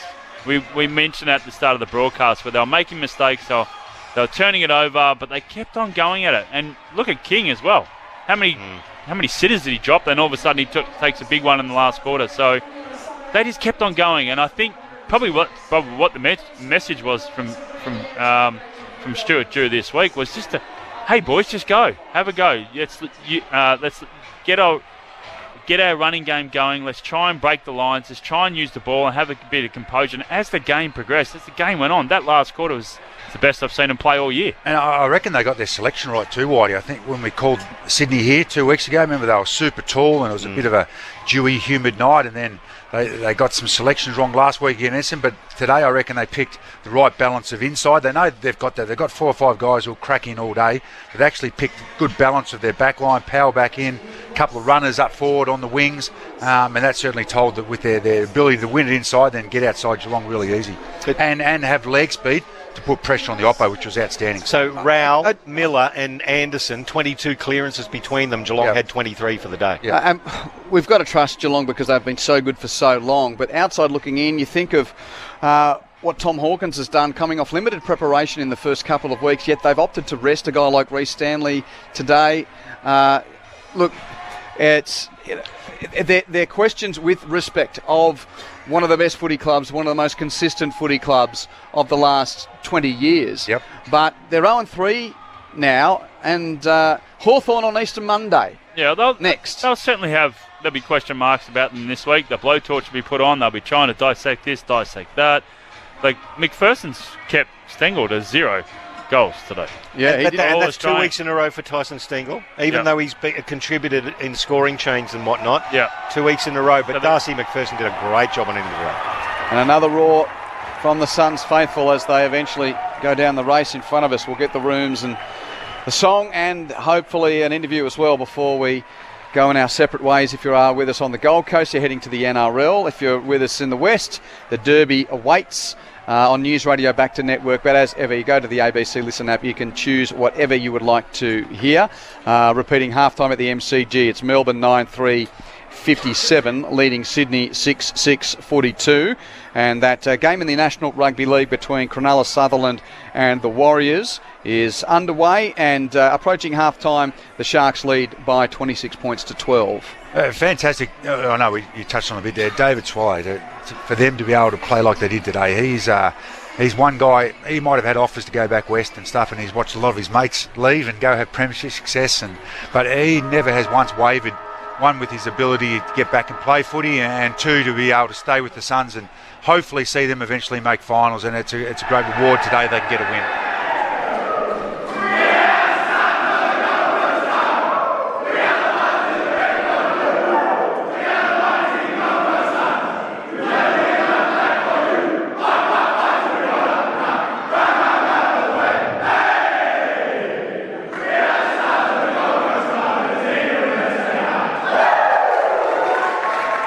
Just their third win over Geelong in 15 starts. Yeah, huge. And I hope that Stuart Dew, after the game and throughout the week, just goes, look, boys, we're in a position where we're taking the game on, we're making a few errors, but we kept at it. We kept going. We didn't go in our shells. They did that against Sydney. When we watched them here live, they made a few errors and they went in their shell and they were making errors and they were kicking it long and they weren't taking the game on, and Sydney just belted them. Today, they just kept on going. They kept on going and they stuck to it. And I just hope that Stuart Dew just goes, look, boys, there's a reward. You got the 4 points. You played against the premiers, and look at the brand of footy you can play. That's how one would. That's what we've got to stick to, and we can. They could certainly run over a few sides this year. No questions at all. That is how we would love them to play. Strong in the contest, beat your man in one-on-ones, 2-on-2s and those sorts of things. When you haven't got the ball, put great pressure on the oppo, run your guts out all night, all those sorts of things. Well, how they played today, that's the expectation every week, and then you add the gravy on top, the excellence, the high draft picks, all that stuff will come on top of it. But for the first 2 weeks, they didn't have any of that. They were miles away from that. That is what has to become the standard every week, and unfortunately, that's what they haven't shown so far in their AFL career. Can this be the start of it this year? And the other confidence you mentioned it before we started on air. How many premiership players that they have in their side today? 16 out of the 22, and then Rowan came into the 23, which made it 17 of 23. So there is the chemistry there. There it is, boys. The Suns. Look, you've just played against premiership players, and you've not just got over the line. You've beaten them by 3 goals. Yep. And a great side of Carrara with kick-to-kick taking place on this sunny Sunday afternoon. If you've just tuned in, Gold Coast has beaten Geelong 10-13-73 to the Cats 7-12-54. We'll get to Zane in the rooms, and we'll also get the votes from Maddie and Jeff. If you're with us in the West, you're headed to the Derby shortly. If you're with us on ABC Gold Coast, we'll take you to the NRL. I'll just give you some of the numbers. Lockie Weller, whoever did his knee, should be getting more work. He has come back the last 2 weeks. And quick. Off an ACL, looks quicker than he was before. Yep. 29 disposals for Weller, 25 for McPherson, 24 for Rowell. Rowell also had 18 of those 24 contested with 9 clearances. Tuke Miller, 21 possessions, 7 clearances. Noah Anderson, 21 possessions, 7 clearances. For the Cats, Stewart was excellent, speaking of knee injuries, coming back from that round 1 injury. He had 29 across half-back. Cam Guthrie with 28. Isaac Smith, 23. 21 for Atkins, 21 for Tui. Overall, Geelong had one more touch, 347 to 346. Contested-wise, Suns beat them by 24 at 145 to 121. The clearances plus 17 for Gold Coast at 40 to 23. The inside 50s, Geelong had 4 more at 53 to 49, but the main stat sees the Suns win it by 19 points. Let's get down to Zane Bojack in the joyous Gold Coast rooms. Yeah, it is very noisy down here, Q, because the Gold Coast are off the mark, and the man of the moment, I guess, apart from David Swallow, who's just brought up his 200th game, is Jack Lukosius. Jack, congratulations. First thing I want to ask you about that boomer from 65 out. Zach Tui thought, there's no way you can kick this. Is that the best strike you've ever had of a football? No, I was pretty confident to back myself in there. I don't know if the umpire backed me in, but I'm glad he let me take my 30. Have you ever seen the footage of Malcolm Blight kicking that big torpy against Carlton back in '76? Because it wasn't much in front of that. Yeah, Malcolm's a Woody West Torrens boy, so I always knew about him and seen that goal. So hopefully one day I can get him done. All right, I want to ask you this: how important was it not only to win for David's milestone, but also get you guys off the mark? Because you've been close in the previous, well, particularly against the Bombers last week. Yeah, they were both important things. Dave's the rock of this club, and we needed to perform for Dave, so that was unreal. But the club needed to win as well. We put in a good performance last week, but let ourselves down late, so it's good to get the job done today. It was a pleasure to watch you from the boundary, but up in the commentary box we've got Quentin Hull, Matty Primus, and I think it was Michael Price actually, and we've also got Jeff White. Jack, it's Quentin Hull here. Can you just talk through the process again of telling the umpire, I'm having a shot here and I want to take my 30. You almost have to get him to buy that? I didn't think he was going to give it to me, but hopefully I've got that licence from now on that he'll back me in. So I saw as well, this is the advantage of the stand rule as well. You were able to basically get to the man on the mark and go just to the right. Is that the way it worked? Yeah. I come into my mind, but I've seen blokes spraying him when they take too much room, so I didn't want to take too much. What's it mean for the club to win for Dave?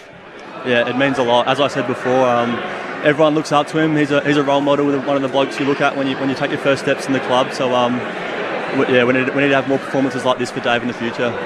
Jack, well, it's Jeff White here. Well played, mate. I want to know the message from Stewie Jew at halftime, because it seemed like the first half, such a beautiful brand of footy, back to what you're good at. You're breaking the lines, Lockie Weller, but your efficiency was a bit low. You were a little bit inconsistent, but the second half is how you guys play footy. Just give us a little bit of insight on the message he was giving to you guys at halftime. Yeah, exactly. We were defending really well, and we needed to get the ball in nice and deep. And Kingy was making a good contest, so we knew if we kept getting it in deep, it'd bring our smells into the game, and it would help with our efficiency. So I think we didn't change too much. We just kept trying to get in deep to the top of the square. Behind the scenes, can you explain to us Lockie Weller and his comeback? I mean, off a knee, he looks like he's gained pace, if anything. Yeah, it was pretty incredible. I think every kind of milestone he had to hit, he hit it way before the conditioning staff thought he would. And he's been incredible. He's hardly had a hiccup in the 9 months. So we're all better with Lockie in the team. Hey Jack, Matt Primus here. Well done on the game today. I thought the selection that the coaches have made this week was a bit more rounded team than the last couple of weeks, and especially I think Powley coming back in allows Darcy McPherson, perhaps the last 2 weeks he's been probably the number one half-back guy. He's able to slot in and play on the third dangerous small and allow Lockie Weller and Powley to take them and find his way as a half-back role. A pretty important inclusion today. Yeah, no, Powley too. He had a pretty sickening injury last year, and it's great to have him back, and obviously Darcy's in great form as well and is continuing to hold his spot. So we're looking like a strong little unit back there, so hopefully we can keep it going. So Jack, you made it very clear to Drew that you don't want to start in the wing. You want to start in the forward line now? Is that your preferred? Yeah, I'm happy forward. If he wants to put me a wing, I'll go there for a bit, but I'm definitely a forward. Hey Jack, I played a lot of my career with Dewey. Just ask him, mate, if he ever kicked a longer one than that in his career, and if he says he has, he's lying to you, all right, mate? I'm sure he will. It seems like every team needs to get that first win out of the way. Saints are flying. You got them at Docklands next week. That's going to be a nice one. Yeah, it'll be a great challenge. I watched a bit last night and they were unreal. So no easy games in AFL, so we'll turn it on. To be honest, that boomer from 65 put into the shade a pretty handy banana from 40. I mean, which one would you knock over more often? The bomb from straight in front from 65 or the banana from 40 from the pocket? I've been practicing my bombs probably more, but we're doing a bit of banana work this year, so I was confident on both of them. That's a great response. He's got to go, guys. Unfortunately, he's getting the tap on the shoulder, but how great to chat to Jack, and thanks to the Gold Coast Suns for providing him. I can tell you it's very noisy down here because everyone is so excited. They're heading off now for a team chat, but it was great to catch up with Jack. Yeah, good on you, Zane, and great to hear from Jack Lukosius. Yeah, whether it's a banana from the boundary or 65 out, he feels confident. 3, 2 and 1, please. If you are just joining us, we'll get the votes now. The final scoreline, Gold Coast 10-13-73 to Geelong's 7-12-54. First time in the AFL era the reigning premier has lost its first 3 games of the season. Yeah, I was going to give special mention. Stewart for Geelong, what a comeback, 29 possessions. It just shows how important he is to their Cats, even though they didn't get a line today. Holman, his ability in forward line to tackle, chase and harass McPherson, keeping Stengel to 0 goals is outstanding. We gave 1 vote to Matt Rao, just a hard nut bull in and under. And you spoke, Pricey, about the combined clearances between him and a few others. And Anderson and Miller. 22. Compared to the actual Geelong team. So outstanding effort. 5 goals, the Kosciusz that we just spoke to then, outstanding, and just stood up really well. And it was a good balance, but he was ability to work up into the midfield, come back, get free, and of course we spoke about those great goals. And 3 votes to Lockie Weller. Unbelievable return to form. We know he played last week.